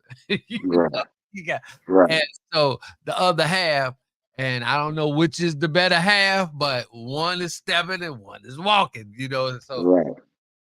both of those are unified. So and my goal right now ultimately is to get the listen in 60 minutes. Steppers get 48. Just give the walkers 12. That's Yeah, all. That's all I want is 12. yeah. I Step agree. Steppers get 48. Give me 12. That's all. Just 12. And I not agree. not three of the shortest walkers. So you can give me one long song and then And two two short. long things. Right. So yeah, I'm gonna guess I'm gonna call it the 48-12 rule. Okay. 48 minutes of stepping, 12 minutes of 12 walking. minutes of walking. I take that all day long. Yeah, and I wish that the jocks would learn to compliment each other. One of the things that jocks do, and I'm like, and I know it's a difference with the street jocks and this, that, and other, but I've been teaching this like for 30 years, 35 years now, as being a radio personality. If your DJ, if your DJ, or I don't care who it is, if he comes out and he got he coming out on some strong, fast, some good popular songs, you should start off opposite of what he did. Don't Right. continue it because if he been playing that an hour, right, already, and you come in and you're gonna do it for at least 45 minutes, that means the walker's gonna have to wait. In 2 hours. Yeah. Yeah. And it happens Right. all the time. When all you gotta do, listen, because A lot of people want to walk now, man. Yeah, Lot of like it's growing. Walking is growing. man, it's growing, man. They want to walk, and a lot of guys ain't. They not being Chester the molester. The ladies are now getting comfortable. Hmm. They're now getting comfortable dancing with different guys, when they present themselves, because it's walking appears to be intimate. You can make it really an illusion of intimacy, but when Yes. executed in the right way, you ain't all up on no woman. You ain't Right. up in her grill. You're not doing all that. But going back, if the other DJ done played like an hour of step music, it might be nice. Cause I've seen times when the cats play so much stepping music that the people tired. Yeah. And you they know, sit down on the walking. Right. yeah, and they sit down, and then when you play the walking music, they too tired to get up and dance. It Hmm. wasn't like back in the day where it was like some people would come to the sets just to walk. Right. Back in the day, some guys they would hang out in the lounges or at the set places just because they wanted to walk. They didn't want to be doing all that fast dancing. But man, every now and then a break is good. Man, I appreciate you. Thank you, my brother. This was great. This was really great. And I want to thank you for spending over 2.5 hours I with know, me. And right? and we Right. was just talking, boy. Yeah. That's what happens when you're having a good time and you're talking about some good stuff. The time just go on past. Man, and that's the love, man. So I appreciate you, man, for being a part Definitely. of this conversation. DJ Vale next week. Y'all give it up. Y'all send them hearts up on Facebook for Yes. Yes. Reese. Put it up for him. Thank you. I appreciate you. And the reason why I had to restart, right? Because it didn't connect to Facebook right away. So that's why I had Hmm. to take it and restart the program all over again. I had to put in a Oh, whole okay. stuff. So that's how it got kicked out. And I had to send you a new link. Appreciate y'all very much. Thank you, Brenda. Thank you, Lynn. Thank you, Is Lonnie. that Brenda Price? Yeah, that's Brenda J. Parker. That's nice. Oh, Yeah, Parker? Okay. yeah. Okay. Okay. And so everybody got this information, and that's all Chicago. That's all what we're about. Take care, Reese. All right. Much love, baby. Have a great, happy Thanksgiving. Talk to y'all soon. Well, we had it. We had it. Conversation going on. I appreciate that, brother. So now I'm going to be getting more brothers of that caliber in that generation, and we gonna be talking.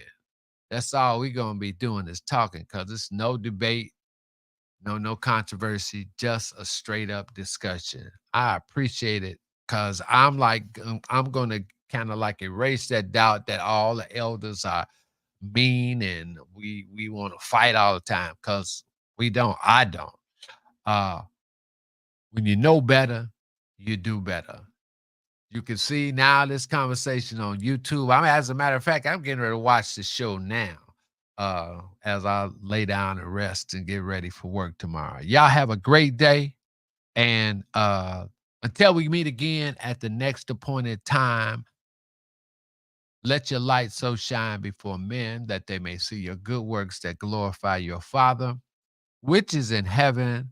I'm going to leave you in his care. Rose talking about, I'm going to leave you in his care. And peace out. Next week, it is DJ Vale. Thank you all so much.